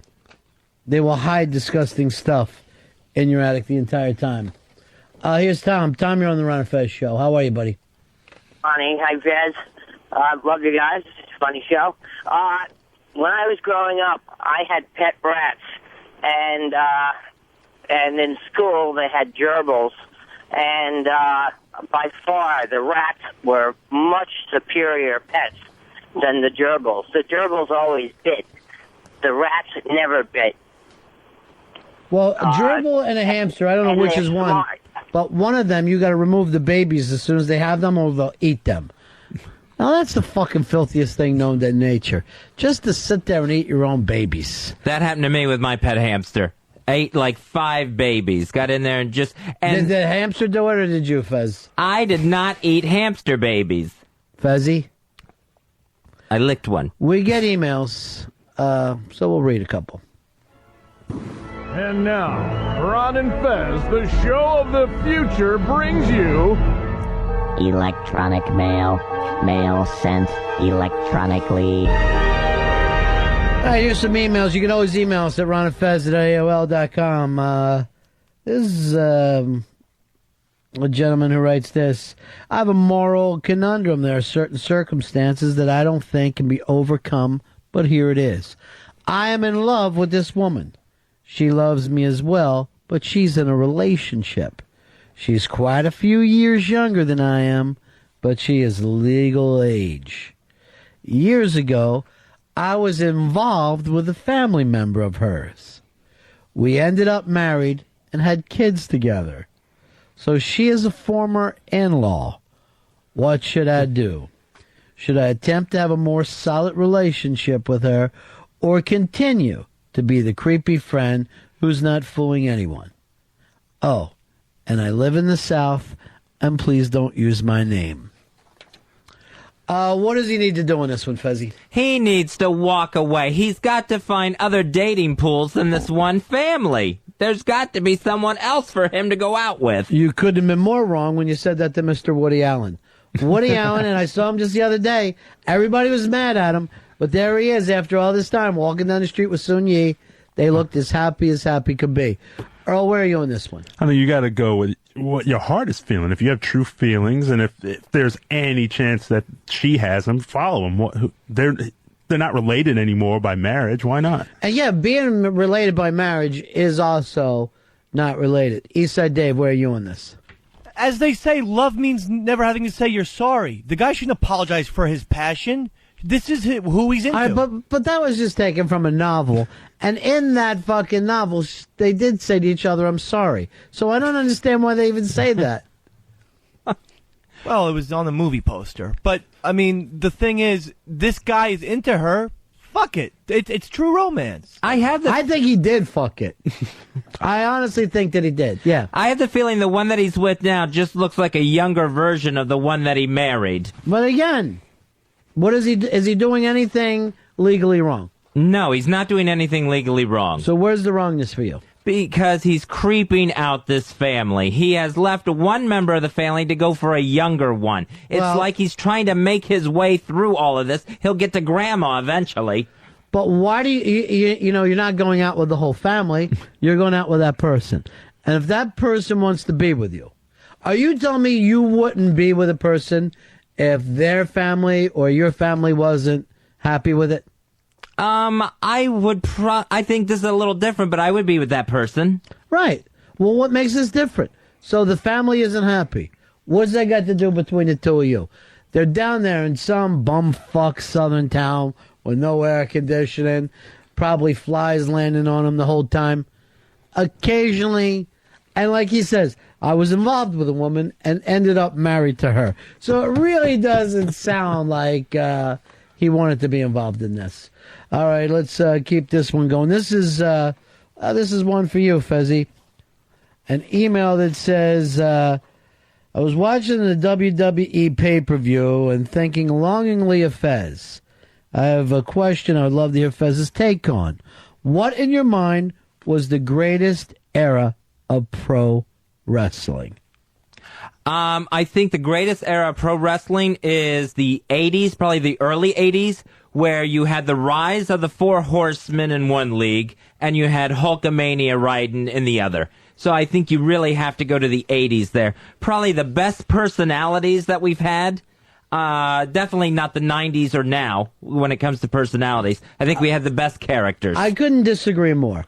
And I'll tell you why. I think the 90s, particularly the late 90s, was the fucking bomb diggity of all time. When you were looking at The Rock, Stone Cold Steve Austin, Mankind, Dude Love, fucking era, throw in the New Age Outlaws, Generation X, Undertaker, and at the same time, you had Hulk Hogan turning bad in the other league, and then every week that was showing up on Monday nights. Unlike the 80s, where if suddenly like Macho Man was wrestling against Honky Tonk Man, it would take a full year before that fucking feud was over. And you would never see it on TV. Where by the 90s, you got to see everything going down. Yes, Davey Mack. And I remember it was so mainstream that everyone was like doing the DX, beat thing. Like I saw fucking Pete Weber from the PBA. Do the DX symbol. So that was far more mainstream. The crotch chop. That was just simply a crotch chop that they turned into an X. And I saw Pete Weber, I saw a golfer, Derek Lowe did it. So, I mean, it was all over the fucking place. And I'll tell you, I think a fun gimmick was that New Age Outlaws. When they would yell, suck it, and the entire place would yell, suck it. But if you go back and watch some of that early 80s stuff, Fezzy, it was just monotonous jobber after jobber after jobber. And I agree that it was the first time that it kind of took a national sport. But Hogan, there wasn't a lot of excitement there. See, I liked it when someone won the strap and they could hold on to it for a while. Yes, 11 fucking years. See, I hated that when it was changing hands every other week on a Monday night. Here's somebody that agrees with you. Here's Alex. Alex, you're on Ron and Fez. Yeah, Vern Gagne out of Minneapolis, Jumpin' Jim Bronzell, Jerry Blackwell. I agree with Fez. I think, I grew up watching these Fez, guys. now, and I understand something where you grew up, so you have a certain fucking focus on that age. But at the time, there wasn't enough to keep every member of the family paying attention. And Dave is right. In the late 90s, it was part of mainstream culture. You weren't some weirdo who watched fucking wrestling. Everybody was watching it in the 90s. Here's the Daily Leader. Leader, what do you got for us? Yeah, I thought the late 90s were amazing. When you'd see guys jump, I'd just wait to see who was going to jump that week. And when they had Rick Rude, one time they had Rick Rude on both shows at the same time. Both shows in the same night. People would show up, dropping belts into the trash can. They started to acknowledge each other on Monday nights. Remember when Eric Bischoff was giving out the Monday Night Raw things, saying, here's what's happening tonight, and he would give out anything, forcing Vince then to go live. It was like a fucking radio war, but on TV and with wrestling. The promos finally got interesting. Where would you'd get that half shoot, half work promo, and then you had the internet, so you had the smarts out there trying to figure out. And then you found out, okay, we're not smarts, we're smarks, we're smart marks, we're still getting fucking played. It was really exciting and really interesting. I think the best era was when the ECW started. I mean, I remember just being up late at night, and then all of a sudden I see, like, Terry Funk just dragging barbed wire across Sandman. It's a very good point that you came up with, Darren, because without ECW, you wouldn't have gotten the new WWE fucking attitude, which was WWF back then, and you wouldn't have WCW. All the guys that popped there were either coming out of the ECW or completely ripping off that style. The whole WWF attitude was a complete rip-off of ECW. See, but with the 90s and that attitude, that era, that was also when they started bringing in the lame celebrities of, RoboCop and Dennis Rodman and David Arquette. Yeah, you're right. That never happened in the 80s. Liberace? Yes. You never had to sit there every fucking thing and watch, Regis go walking somebody or Cyndi Lauper. There has always been that hideousness. Here's Bill. Bill, you're on Ron and Fez. Oops, let me try you again. Hold on. Bill, you're on the Ron and Fez show. Hey, I think the reason Fezzy likes the old style wrestling is because him and Gordon Soley grew up together. They're the same age. Well, that's bullshit. Fez is a lot older than the great Gordon Soley. I am not, and Gordon Soley's long gone. But still the best play-by-play guy ever to do wrestling. Charlie, you're on Ron and Fez. Hey, buddies. Yeah. I agree with Fez. Definitely the 80s. Just think about it. You had Iron Sheik in Madison Square Garden waving an Iranian flag. All right. Meanwhile, Reagan's got his finger on the nuke button. It was craziness back then, man. The plots were so much better. But hold on.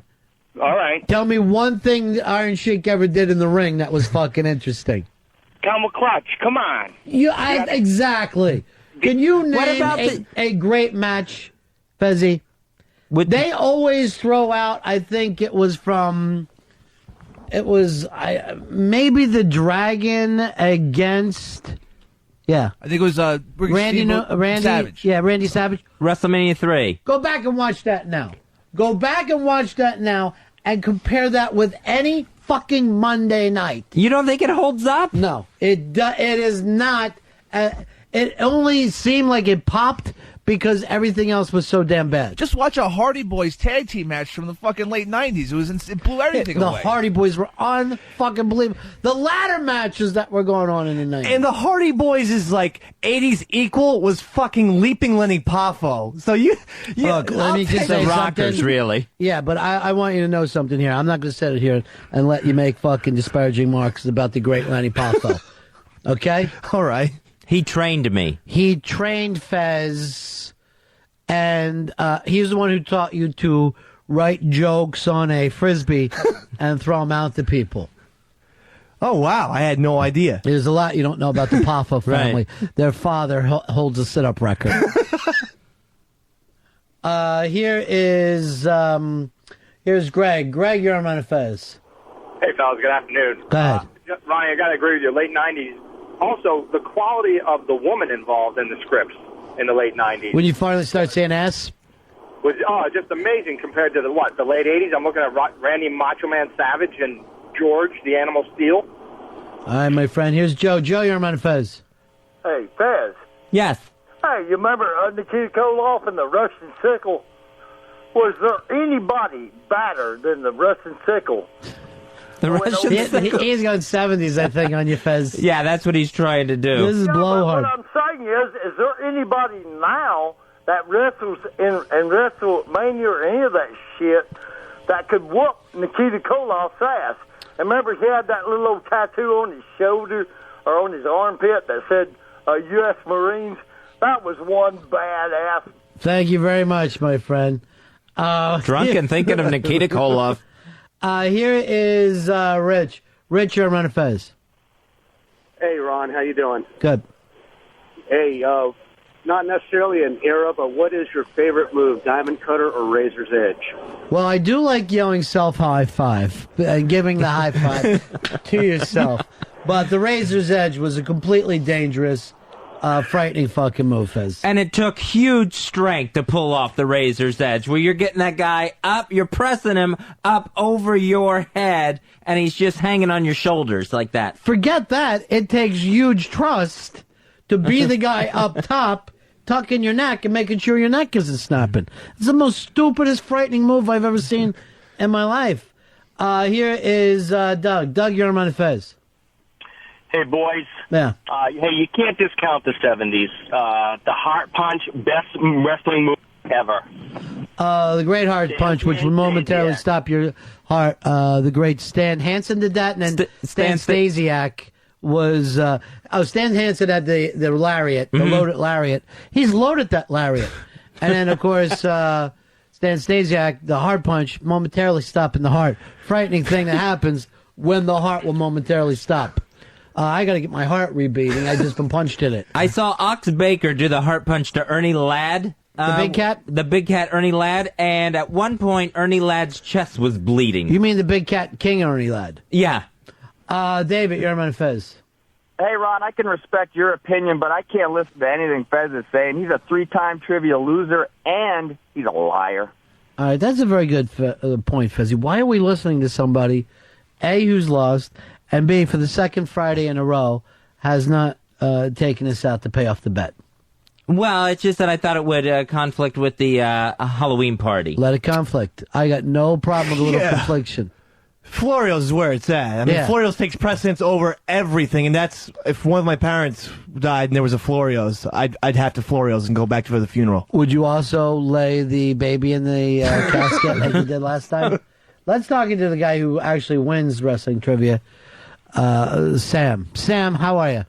How's it going? What's up, pal? Fez has no idea what he's talking about. He doesn't know wrestling. Yeah, I the know. 90s, I know wrestling. Not really. The late 90s.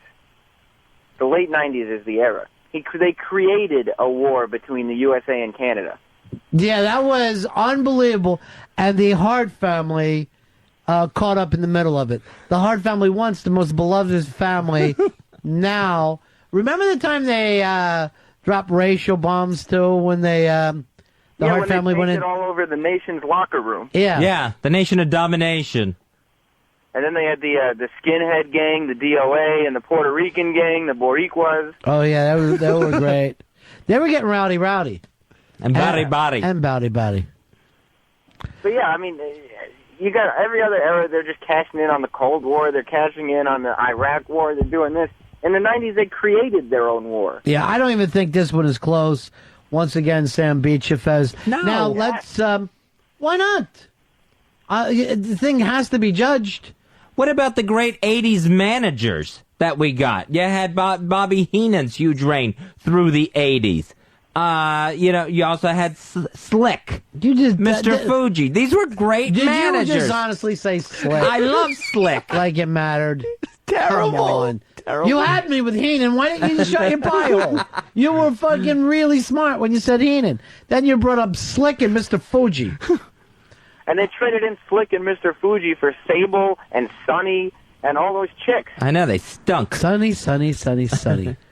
Well, that's right. You're not all that big into chick thing. But when they brought the G-string to professional wrestling, I thought they were on to something. Now, Sam, it's difficult for me to talk to you because I heard you were disrespectful to the great Ric Flair. Oh, that was something. Sometimes you have to do things that you wouldn't normally do for the sake of a radio show. I say I am not a shock jock. I believe in if you respect somebody in real life, you got to show respect to them. Flair accidentally hung up on. Well, the thing is, since he's going to be doing that signing on Saturday, I'm going to be respectful to him when I meet him as if I didn't even talk to him. Someone should point you out. Can I say one more thing to you, Sam? What? 866 Ron Zero Fez. 866 Ron Zero Fez. Here's Dave. Dave, you're on Ron and Fez. Yeah, I got to agree with you, Ron, because the 90s were a lot better than the 80s. Well, thank you for backing me up. That really meant... Because you had Stone Cold and The Rock and Triple H. It was gigantic. It was absolutely gigantic. And it stopped being so fucking babyish like it was in the 80s. The 80s had stuffed animals and cartoons. The 90s had fucking rock bands showing up, hot chicks, and dope. Yeah, and like in the late 90s, they made the smartest decision. Let the fans create villains and heroes rather than, forcing it on us. That's when you came through with the tweener, where somebody was kind of a villain, kind of a hero. Right. Where everything was so black and white during the 80s. Oh, absolutely. The 90s, Vince had to go, wait a minute, it doesn't work anymore. Look what ECW was doing. I'm down. And I was one of the people who counted Vince out. I go, Vince is not going to be here in a couple of years. And he adjusted everything. He adjusted all of his formatics and came back and made a better product, which proves why he is such a really fucking great businessman and a great marketer. Because anybody could get that one lucky idea and stick with it forever. But when you have to change, when the marketplace is changing, that's when you're the real deal. See, I think the 80s was better, too, because of heel turns, where it took a while for someone to turn heel. It wasn't happening every week like it does now and it did in the 90s. Yes, I remember when it took Randy Savage a full fucking year to finally turn. 4 different pay-per-views that you had to sit and watch Randy Savage give Hulk Hogan an odd look. That would then be forgotten about the following month. 4 fucking pay-per-views before he finally did some fucking action. Would we all at least believe in Hard Rock Johnny and what he has to say?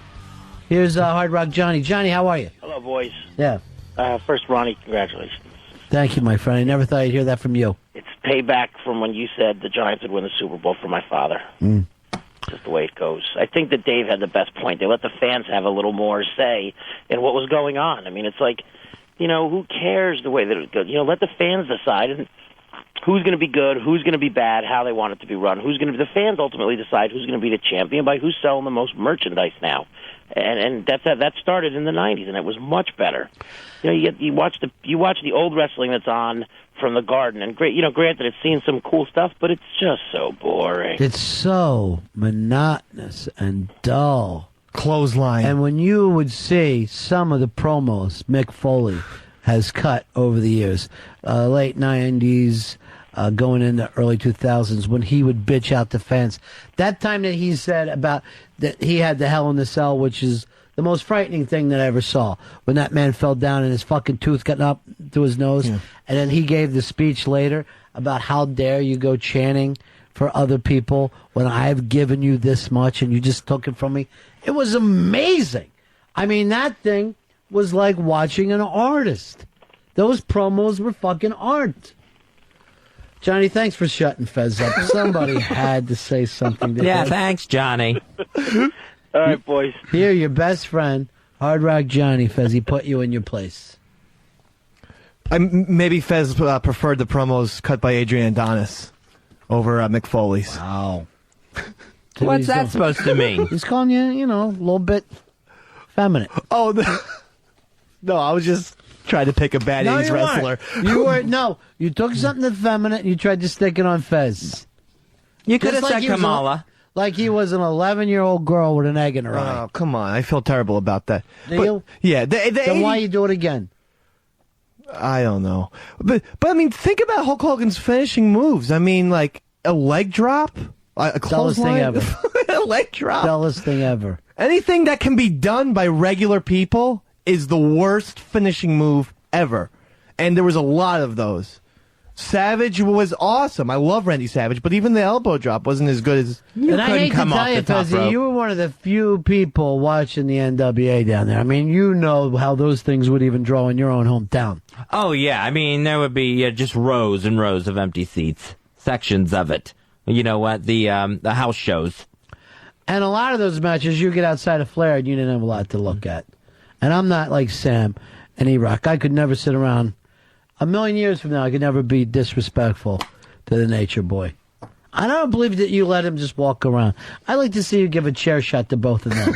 When are you going to stand up and start hitting people with chairs? Well, I don't think I'm allowed to hit people with chairs here. So you're just going to let Flair get treated that way? Well, no. Why can't you be fair? Be fair to Flair. I would love to be fair to... You don't care about Flair. I care. Contraire. That's a little bit of Bobby Heenan, the great Bobby Heenan. I loved Heenan, though. Heenan was the best. He was great. He was the best ever. Yeah.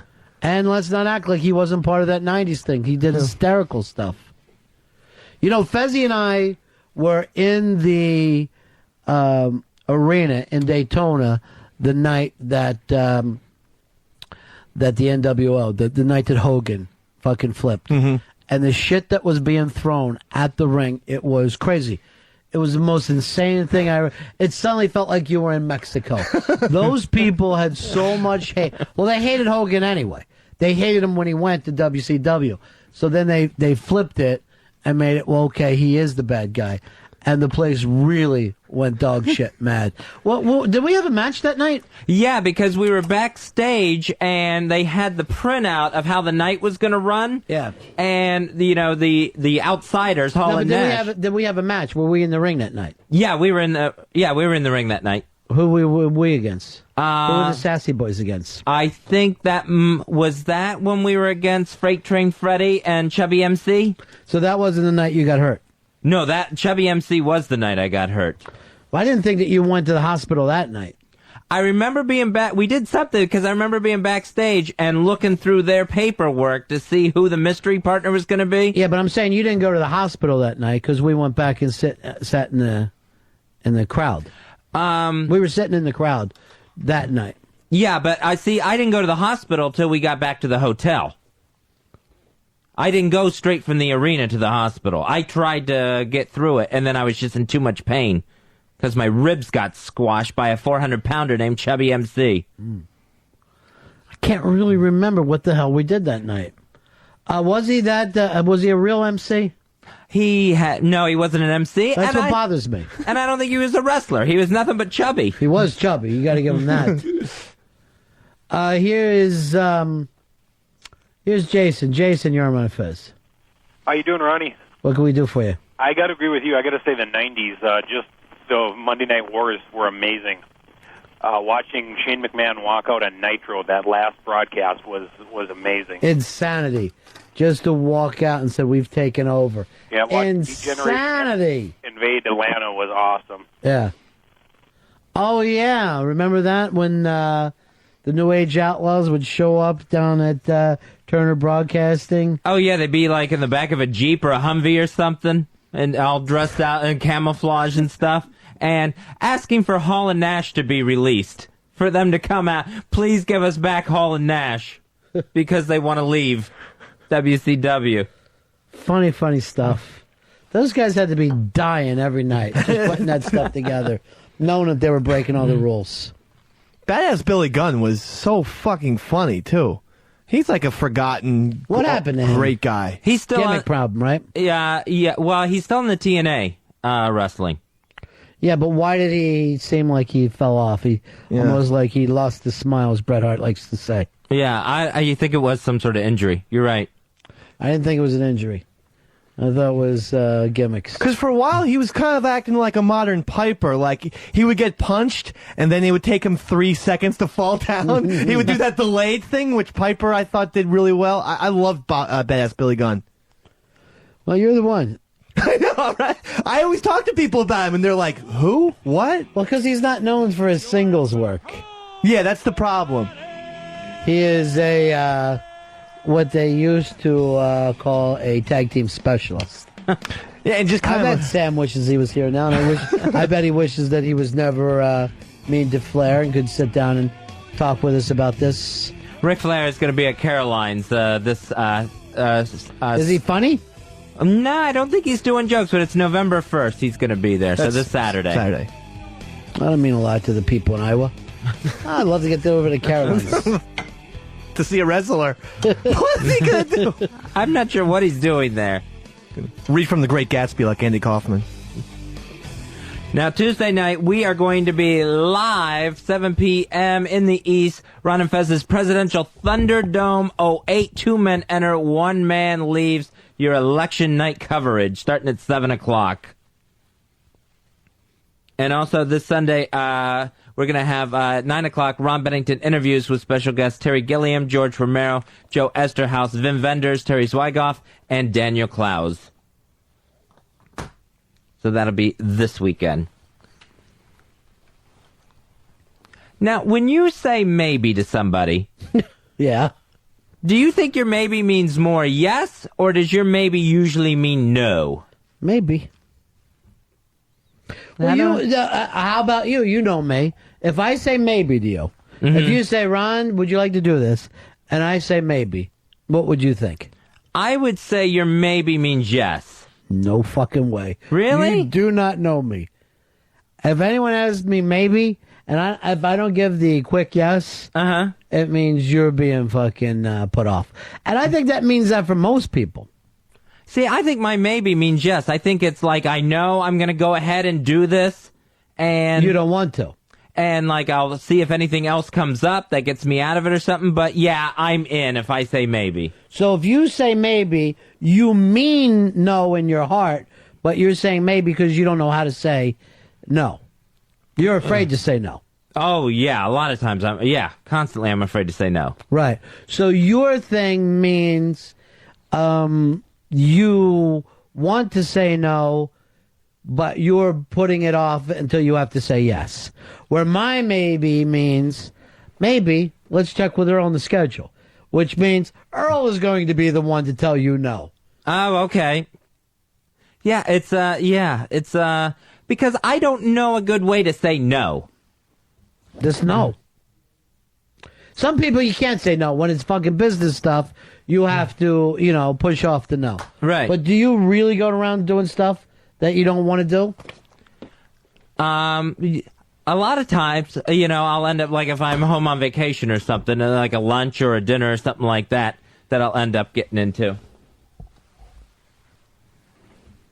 Did you forget about that? Yes, I did. Anybody remind you? Earl did a half hour ago. Anthony, you're on the Ron and Fez show. Yeah, hey, buddies. I just want to know if Fez would be able to win a wrestling trivia contest if it was just about his wrestling career. I could answer wrestling trivia about my own wrestling career. By the way, Fezzy, HTG says maybe she's going to be able to hang out with you on Saturday night. I thought that was a yes. Fez, we got a gentleman stopping into the studio right now, an old buddy of ours. Stephen Baldwin's coming in. He's got a new book out, The Death and Life of Gabriel Phillips. He's going to be signing copies at Lifeway in Franklin, Tennessee, Borders in Atlanta on November 11th, and at the TCU Barnes & Noble College Bookstore. That's in Fort Worth, Texas, coming up on November 17th. And he, of course, is out there stumping for John McCain. Let's bring him in, our old pal Stephen Baldwin. What if God was one of us? Just a slob like one of us. Just a stranger on the bus, trying to make his way home. If God had a face, what would it look like, and would you want to see? If seeing meant that you would have. Here's Steve Baldwin coming into the studio, looking like $1 million bucks. Can I make myself comfortable? Yeah, go ahead, you know. Hey, guys, how's it going over there? You know your way around. More Ron and Fez Kool-Aid drinkers over there, baby. Yeah. Are these new tats? Is this something new that you're into, or is this old school stuff? This is old stuff. A couple additions. Yeah. Hey, what's your name, dude? Earl. Yeah, could you plug that in somewhere, bro? ABC, you know what I'm saying? Always be charging, Earl. It's your ABCs. You need constant music with you wherever you go? No, that's the freaking phone, dude. That's your phone? I mean, I wish I didn't have to have the phone. I gotta have the phone, you know. I'm battling in the supernatural, people. Let me tell you what happened downstairs. Yeah. Like, I'm walking in with this box like this. Yeah. And I'm on my cell phone, and I'm going, hey, I'm yelling. Yeah. And the guy downstairs goes, hey, oh. He goes, hey, shh, you can't be yelling in here. I said, oh, I'm sorry, bro. He goes, now, who are you? Are you Ron's brother or Fez's brother? I swear to you. He goes, are you Ron's brother or Fez? I said, no, I'm the cousin. Yeah. Which basically, this means that me and Fez both look like Baldwins. There you go. No idea. I'll take it. There you go. Nice. So the book writing thing now is taking off for you. Well, you had your first it's book, moving along. The Unusual Suspect, huge bestseller. It was on the New York Times bestseller list. Then it did well. Yeah, but now you're a novelist. Now I'm a novelist, baby. Yeah. Why? Here comes The Death and Life of Gabriel Phillips, which I brought you fellas a copy. Did you sign a copy? I'll do whatever you want, babe. Yeah. And you're also politically now. You are part of. I'm getting busy. John McCain's thing. You're well respected in the Republican Party. You've come a long way. I'm Sarah Palin's favorite Baldwin brothers. Yeah, you see that on great. Saturday Night Live? That was actually pretty cute that she did with Alice. How that was really fantastic adorable. is that? No, did you know she was going to do that line? Or had no idea. Yeah, that was really It's cute. been unbelievable. I've done Larry King since that. I did the Today Show with Kathy Lee Gifford. I mean, hey. Yeah. Being Sarah Palin's favorite Baldwin brother has its benefits. Have you met her yet? Oh, yeah. Yeah. Yeah. What do you She's think? a terrific lady. Now, I know you and her. How do I know I'm like, oh, I hear sheep, but there's lions just around the corner. Nobody's looking to bust your balls. Have I ever? No, you're. I've always respected your beliefs. Am I Yeah. sitting here? Yeah, right. I'm sitting here because you two are my, like, literally, I love you guys. And when you are going to bust balls, it's legit. Right. It's legit ball busting. Right. But you know, usually that, as usual, as in all of our exchanges, I only look stupid. You know what I'm saying? So we you got a lot to talk about. And you brought some lunch with you. I'm starving. Yeah. I'm trying to lose weight. I start a movie on Monday. What are you going to be playing this time? A sergeant of a platoon in Vietnam. Mm-hmm. And now is it? It's a comedy. No, I'm kidding. Is it a sergeant who has faith? Are all your movies now about the faith thing? No, not all. Mm-hmm. I mean, if I can do a movie that just doesn't have gratuitous sex, language, and violence, right? Gratuitous, you know. Some of it can have. Yeah, that's the real world. But I just made a movie called Midnight Clear. It started as a short film. It started winning awards in film festivals. They changed it into a full-length feature, and it's doing great. And I play a guy who's freaking suicidal. He's like a lunatic the whole movie. Mm-hmm. Just coughing it up. Nice digs. Yeah, it's a nice studio, right? Yeah, you guys are pimping. Well, pimping is a good thing, or is it a Pimping bad ain't thing? easy. Okay, I got you. It was very weird. We just were talking about the old school wrestling when that guy used to yell out, "Pimping is pimping ain't easy." Who did that, Fez? The Godfather. That was the Godfather would yell, "Pimping ain't easy," as he Wow. brought the chicks out. Yeah. Am I in trouble if I eat? No, eat. Go ahead and eat, because when people listen at home, they want to know someone's enjoying food. But what are you rocking like a 5-hour energy drink over there? You like the? It's my other new company, bro. Yeah. I shouldn't say that. Not my new company. Right. I am helping these folks promote a new 2 fluid ounce energy shot called Hit Me Shots. Right. Go to hitmeshots.com. It's about to blow up. This is Literally. all happening for you. This is a great idea because here's the thing: you got 5-hour energy, 6-hour. Can you catch? Mm-hmm. So what they did with this one, these guys got together. They branded it to the gaming industry. It's got a poker chip on it. Right. It says "Hit Me." So we're going to take it out to Vegas, Atlantic City, go to Dubai, blah blah blah blah. It's in a down market, baby. You want to make some bucks? Go to hitmeshots.com. And you think and now me and you have seen each other at meetings before. You think this is a healthy thing for? You don't think this is a slippery slope? You're cranking down some 21. No. The whole different direction feel? No, I mean, listen, dude. When I don't feel good, I take sinus medicine. You know what I mean? Just if my head's messed up, it's it's all about where you are in your heart and your head about it. You know what I mean? If I drink 6 of them a day, then I got a problem. Right. The way to take that product is you take one every 6, like 5-hour energy. Same thing. You take one every 6 hours, and of course, if I'm getting jacked up on espresso at the same time, that's stupid. Right. That's crazy. So you got to watch yourself. No, well, you just got to not be an idiot. Have you met McCain? I know you're stumping for McCain a little bit. I met the good senator twice now, and now I'm going out to Vegas on Sunday to get on the Straight Talk Express bus. Very cool. And bang the drum. It's tight. Nevada's a tight state. I'm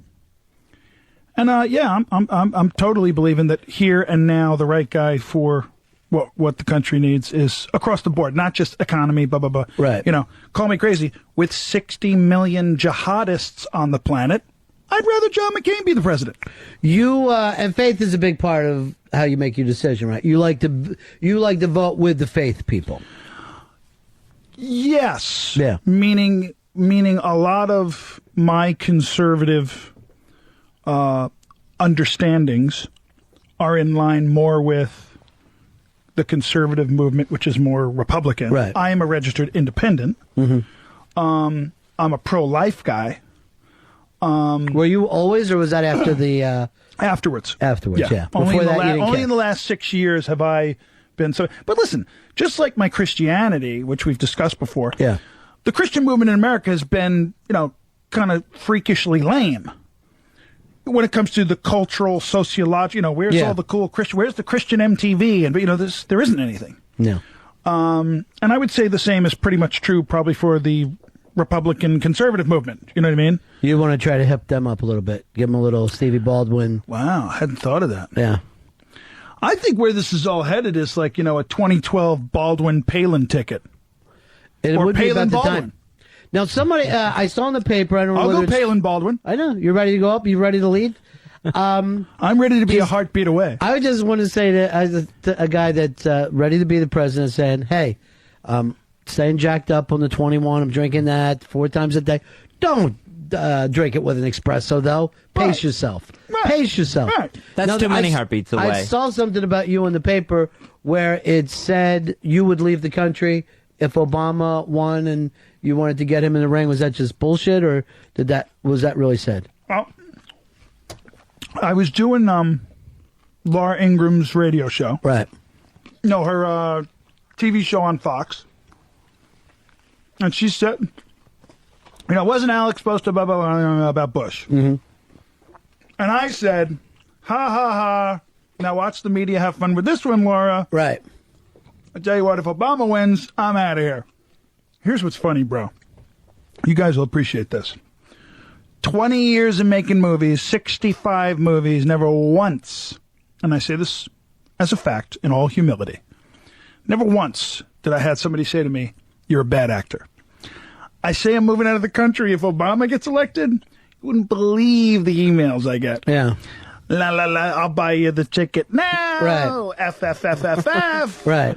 No. And by the way, you suck. You can't act. Rah, rah, rah.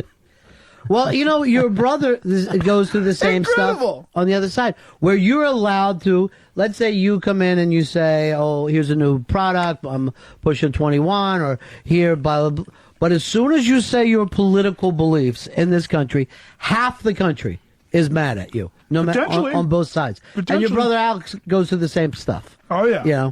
He's going to deal with it both. Absolutely. Now, you guys are completely different politically, but it has nothing to do with your relationship. Alec gave me a shout out on David Letterman last night. Yeah. He did an impersonation of me. Yeah. And he was saying, talking about this, that, and, he said, he did an impersonation of me and him at a restaurant. I'm sipping my soup, and I look around and I go, well, you realize most of the people in this room are going to hell, don't you?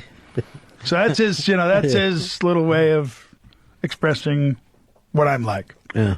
By the way, he wrote a really frightening book himself about what it's like to get divorced and be cut off from your kids. More it's frightening. About parental alienation and the laws that are obviously unjust in that regard. Yeah, if you're a father and the divorce goes down and they decide you shouldn't see the kids, it's a rough.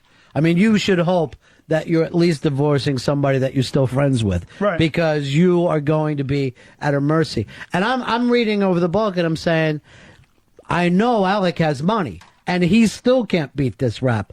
Imagine like a regular guy, right, who they decide to turn on, right? That guy has no chance in the world. It's crazy. Here's somebody who wants to talk to you. Here's Arch. Do I need this? Yeah, you can put it on if you want to, or you just turn it up a little bit. I can just ignore Arch. Arch, how you doing, buddy? Steven, it's actually George. Actually, George, not singer. Arch. Grew up together, singer, high school. Georgie Formas? Yes. I've been talking about you lately. Have you really? Yeah, I just went and auditioned for a Broadway musical. Yeah. And I was talking about, the roots of my singing experiences. Yes. And here you are. And I just got the George Formas grill. Did you guys sing together when you were younger? What happened? Oh, yeah, all the time. What were you singing? Well, choirs, church. Where'd we go? Summer school together for that upstate. Remember that camp we went to? Sure. Allstate. Yeah. NISMA. Yep. Right. You're supposed to be remembering this stuff, George. You were the real pro.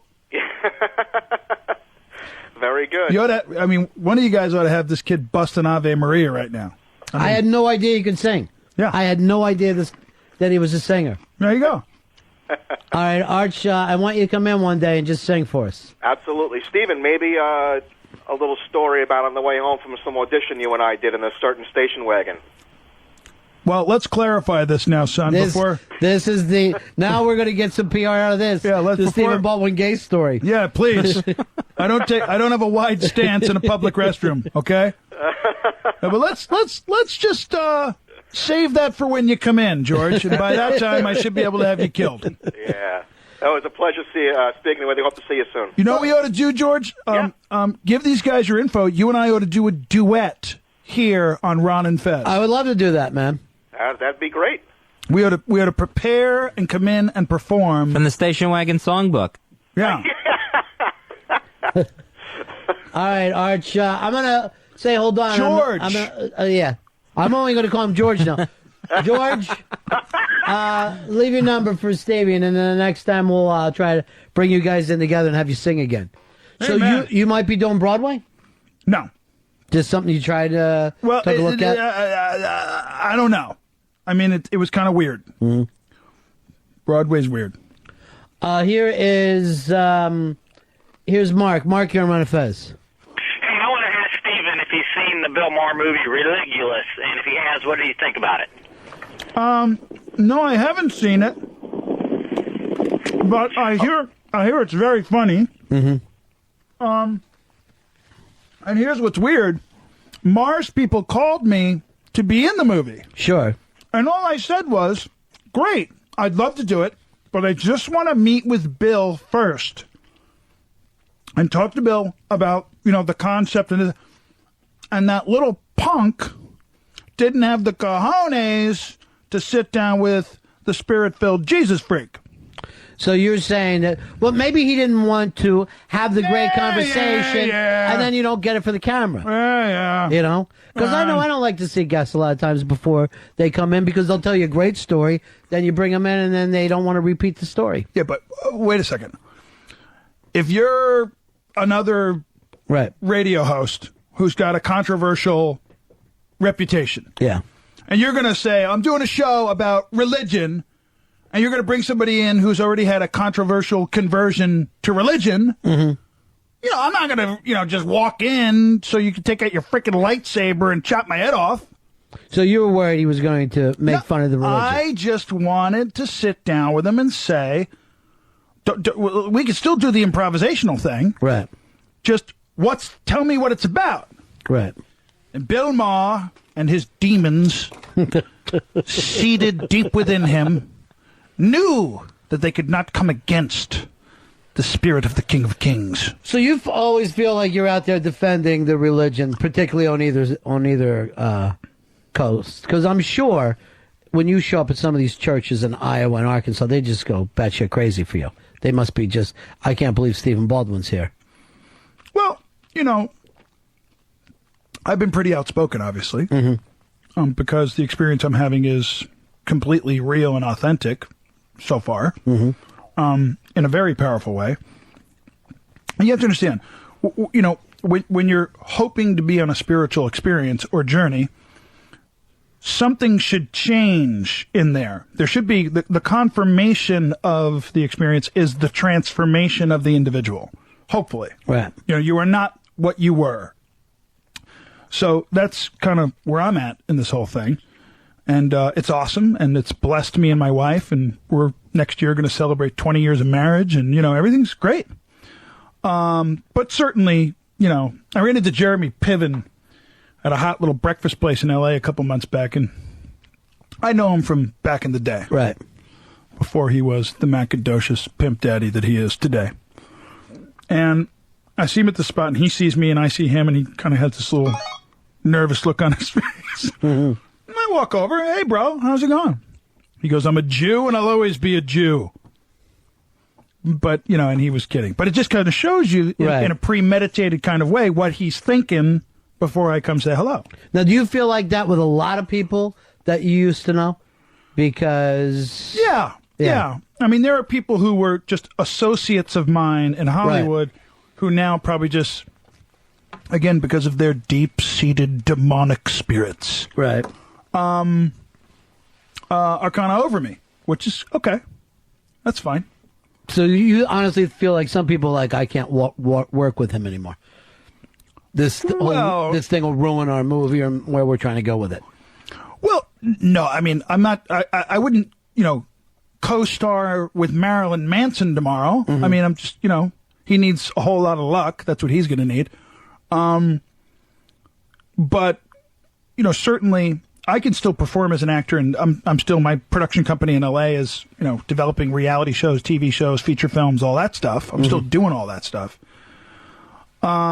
It's just when it comes to performing in certain movies that I'll agree to do, I've been working in the last 3-4 years with other actors who, they go out, they party. It's the same idea. It's just, I try to avoid spiritually allowing myself to get slimed by people who live particular lifestyles. Right.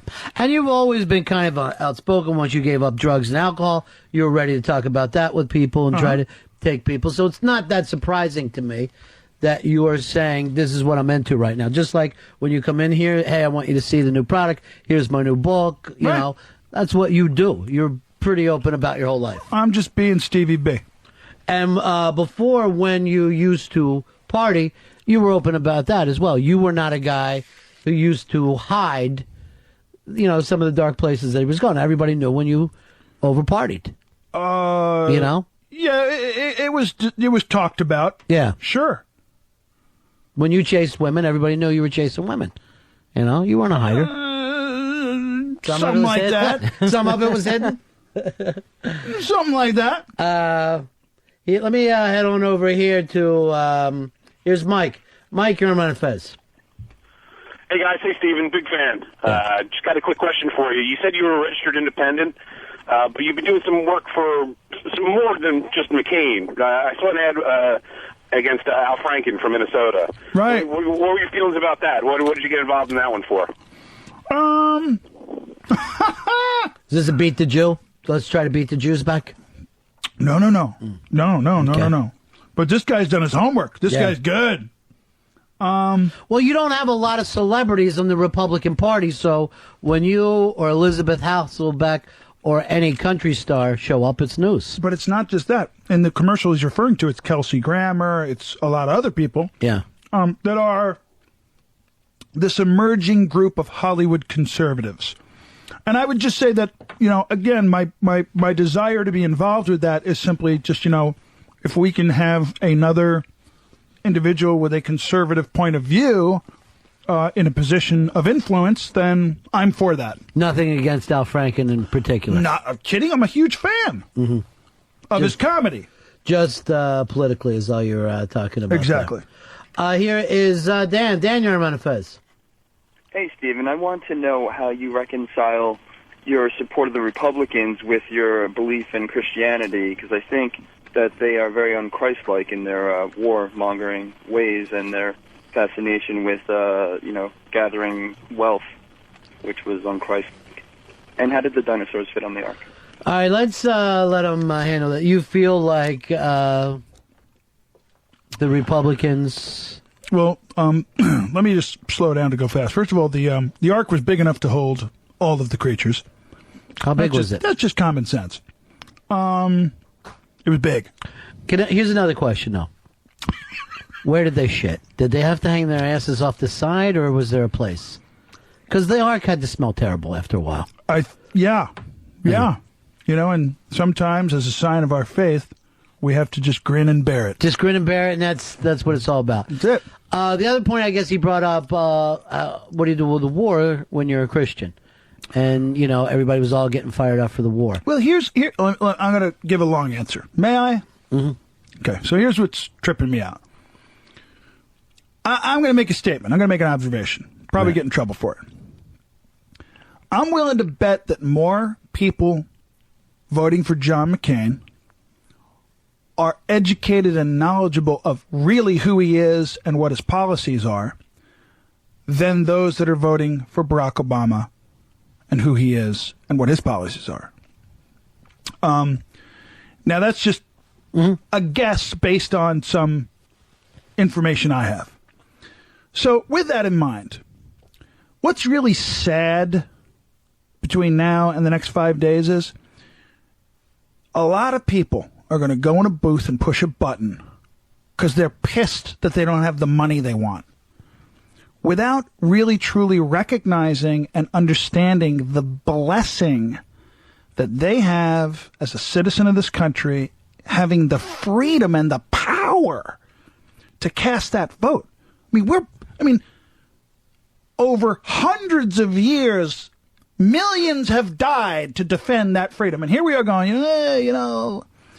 Barack seems all right, man, yeah, whatever it is. Is he hiding something from us, though? Oh, that's obvious. And what is it?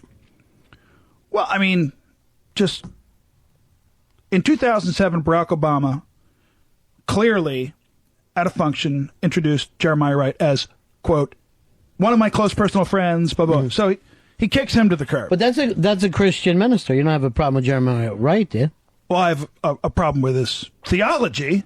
You do? Yeah. Oh, so absolutely. you don't agree with all Christians? Just some Christians. Oh, okay. No. Who are the Christians who are the good Christians?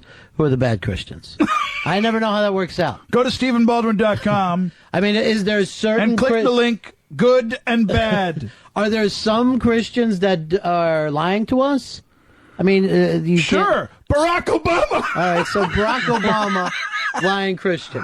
At least you call him a Christian. A lot of people say he's Muslim. Well, he says he's a Christian. Mm-hmm. I can't deny that he is one if he says he is one. That's not my place. It's not my place to judge. Yeah. But I think when you throw the Rev under the bus for your political gain, it's creepy. Should have stuck with his reverend. Well, don't throw him under the bus. I mean, come up with a better line than, he married me and baptized my kids, but I don't really know the guy. Oh, that's kind of weird. Then all the other baloney, when Bill Ayers says right after 9/11, we should have bombed more. He said that. Right. The guy said it. But you're okay. It seems to me like Barack Obama needs to go, yo, that dude's whacked. But, I mean, let's just go back to this with your Christianity. And I don't What do you think of that? Well, I don't doubt for a second that you're a Christian. But could you were okay when we were dropping bombs on Iraq and some people that weren't, got killed.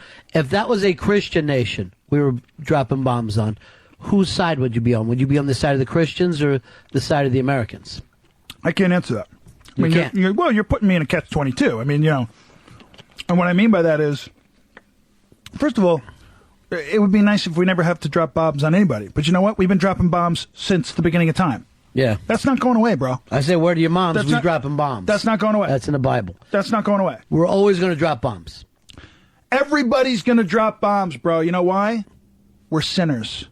We are the fallen creation. Mm-hmm. And there's, you know what? You heard it here first, baby. There's never going to be world peace. Ever. It's not possible.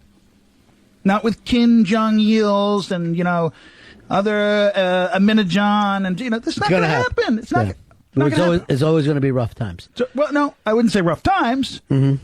There can be lulls in the gnarliness. But we're heading end times. You want to open that can of worms? Sure. Oh, we're about chest high in the soup here, buddy. We're about chest high. It's coming soon. Well, if you want to talk Bible, then that's debatable, actually. And here comes the creepy part about my experience. What I believe, I'm not allowed to talk about. Why not? Because the Holy Spirit told me I can't talk about it. So the Holy Spirit said to you, I have a secret for you, Stephen. No. That was good. You sounded like Vito Corleone. Yeah. The Holy Spirit said I have a secret for you, Stephen. So what happened? How did you get this message? Through my prayer time. Okay, so through your prayer time, you get a message that you know about. I wouldn't say I get a message. It's not like, no, it's not like a holy answering Something machine. came to you. Yes. And you can't share it with us yet, or you'll never share it? No, listen, what I believe theologically about where we're at in the end times, I'm not supposed to express. Because it doesn't matter. It doesn't matter. If it's all true, what's going to go down is going to go down no matter what I say. So why open my mouth and have people go, hey, he's a freaking psycho? Do you ever worry about people saying, oh, he sounds like he's talking nutty, he's hearing voices from, above? I don't care what anybody thinks. You don't care? Because here's what I know. I made a decision to become a born-again Christian. See, because there's no denomination in the Bible. The only thing that's true is God, Jesus, His Word, which is found in the Bible, and His Spirit. That's the only truth in the Christian faith. All this other stuff is man-made. So, what the Bible says is, if you do this thing this way, then I'll send my Spirit and reveal to you that this thing is real and true. See, the problem is most people are not having the true, authentic experience because they're not doing it the way the Bible says. They're doing it the way they want to. They'll go, oh, this is good, this is good, this is good. That part doesn't work for me. So you're living in a thing where you're completely alive now. You're completely aware of what's going on. And sometimes you get these messages. Sometimes messages. I'm living a life now where each and every day, to the best of my ability, I submit myself to God's will in my life. And I believe that 100% about you. I believe that you, particularly since you've been born again, are completely saying, I am going with this thing, 100%. Right. And what I'm hoping to do, God willing, is kind of be an example of this thing that isn't that hocus pocus, freaky, scary thing. There are truths to it that are freaky and scary to people because they don't understand it. You know what I mean? I mean, somebody, a nuclear physicist can talk to me about, black holes and this and that, and it's kind of creepy because I don't understand it. Doesn't mean it isn't real. So you're kind of, you're almost a mystic now.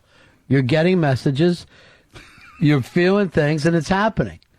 I wouldn't use the word mystic. Yeah. And I wouldn't even go so far as to say the word prophetic.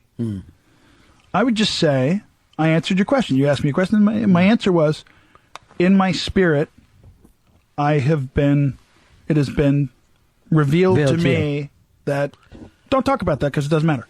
You are the prophet. Gosh, this is going to be great stuff. It is. You are the prophet who won't share. And I really think this is your next book, The Prophet Who Refuses to Pass the Message Along. You got the message.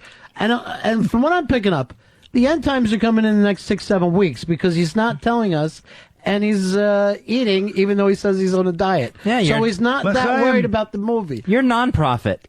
I was just going to say that. I am the first living example. I'm the first alive non-profit. Here is, here's somebody who wants to talk to you. It's Crazy Jen. Hey, Stephen Baldwin. I never talked to no movie star before, right? So you'll have to excuse me. But I'm a big fan of yours, right? But I got a question for you, right? What the hell made you play Barney Rubble on the Flintstones Viva Rock Las Vegas? What inspired you to do that? Where are you calling from? I'm calling from Frederick, Maryland. You ever been to Maryland? Oh, yeah. It's one of my favorite places. Yeah, we ain't got no big movie stars like you down here. We got like a Waffle House and stuff. But I want to know because, listen, Mr. Baldwin, I really do. I respect you and everything. But the Flintstones, and you turned Barney Rubble gay. Why'd you do that? All right, we're going to let him answer, Jen. Thank you. You're welcome. I don't know what she's talking about. Yeah, I didn't think he was gay. He was still with Betty, right? You betty ya. That was one of your biggest movies, right? Oh, yeah. What was your biggest movie? Was it the Pauly Shore one? The Usual Suspects. The Usual Suspects was did the most probably business. The one that did the most business. Yeah, I mean, The Usual Suspects. That movie will be around forever. Right. Great screenplay. Well, it won 2 Academy Awards. Yeah, and the screenplay gets put up as one of the best of all time, and you were terrific, and it was my, favorite role that you've ever done. So that one will be around for a long, long time. I was just wondering what was the big commercial hit. Because the Pauly Shore one that you did with them, the Biodome, made a lot of money, right? Yeah. No? Fled. I did Fled with Lawrence Fishburne. That did very well. Here's Will. Will, you're Ron and Fez. Hey, Ronnie, you sound like $1 million. Thanks, my friend. Hey, Steven, you kind of sound like you're beating around the bush here, brother. Why don't you just come out and say you think Obama's the Antichrist? It's all right. Is that what came to you? That the Antichrist is here? Time. I can't talk about it. If you had the opportunity, would you check his head for 666? If you were standing next to him, would you start to look around to see if you could see it there? No. Is there an Antichrist coming? Of course. That's real? Yeah. And he's going to come with a promise of hope. That's what it says in the Bible. And what did Obama come with? I don't know. What did he come with? Promise of hope. Did he? Yeah. Yeah. So you think there's a if you had to say possibility, what's the possibility that Obama could be the Antichrist? I seriously doubt it. You doubt it? Yeah. So less than 10%. Let's make it 3. 3%. All right, there is a 3% possibility. I am prophesying now.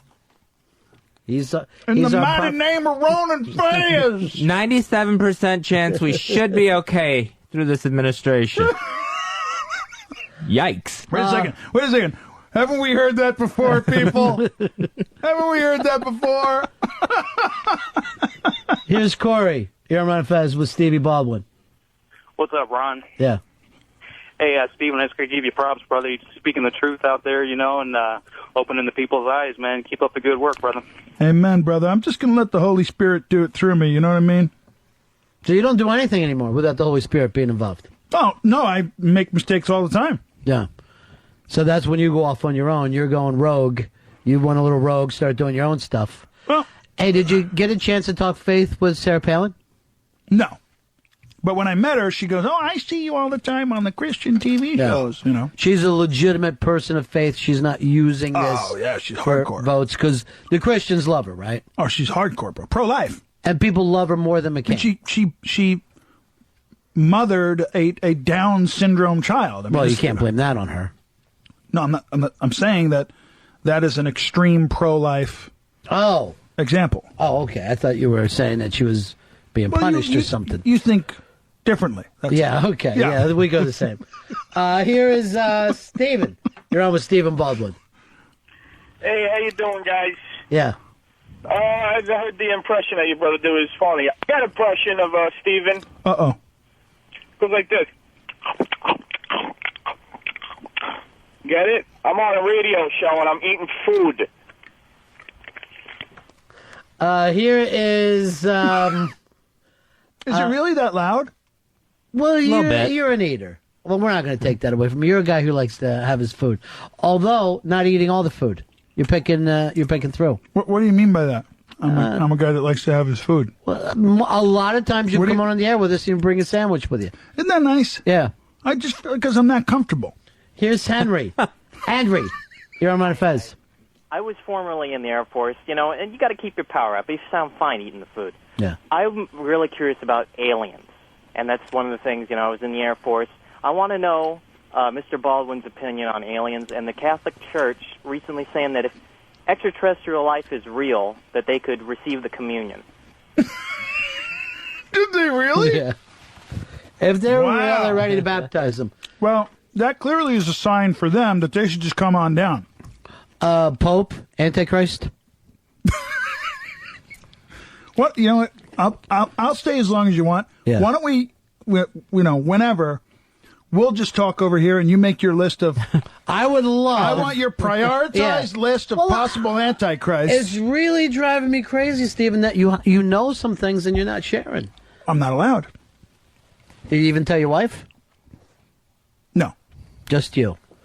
Well, it's not even about, like, I got a secret, it's not about that. Yeah. Feels like it. It's about, here's what maybe I think is this, this, and this. Mm-hmm.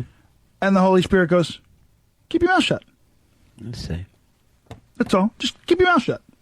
Thank God I learned that much after 42 years. David, you you're on Ron and Fez. You got a toothpick in there? Hey, Stephen, how are you? Good, sir. How are you? Good. I'm also a Spirit-filled Pentecostal Christian, and I have a couple of questions. First of all, this movie just came out, this Fireproof. Did you see it? No. With Kirk Cameron, it's based on... It's making some money. Yeah, it's done $23 million. Yeah. What about it? Well, why with the religious right being such a obviously powerful voting bloc and an economic sector of our society, why is there not more entertainment geared that way? Christian rock is gigantic. It's a gigantic marketplace. But the point he brings is... And then one more quick thing. Ronnie, did you tell him that you are sometimes the devil's advocate? I will play, if I could, with you, could I play the devil's advocate for just a moment? I'm on the devil's side. Yeah, I'm the devil's advocate. That's as far as I go with that. But don't put me on the Antichrist list. Okay. You would like to star in some of these Christian movies because there's a big market. The movie I'm starting Monday of next week is called To the Wall.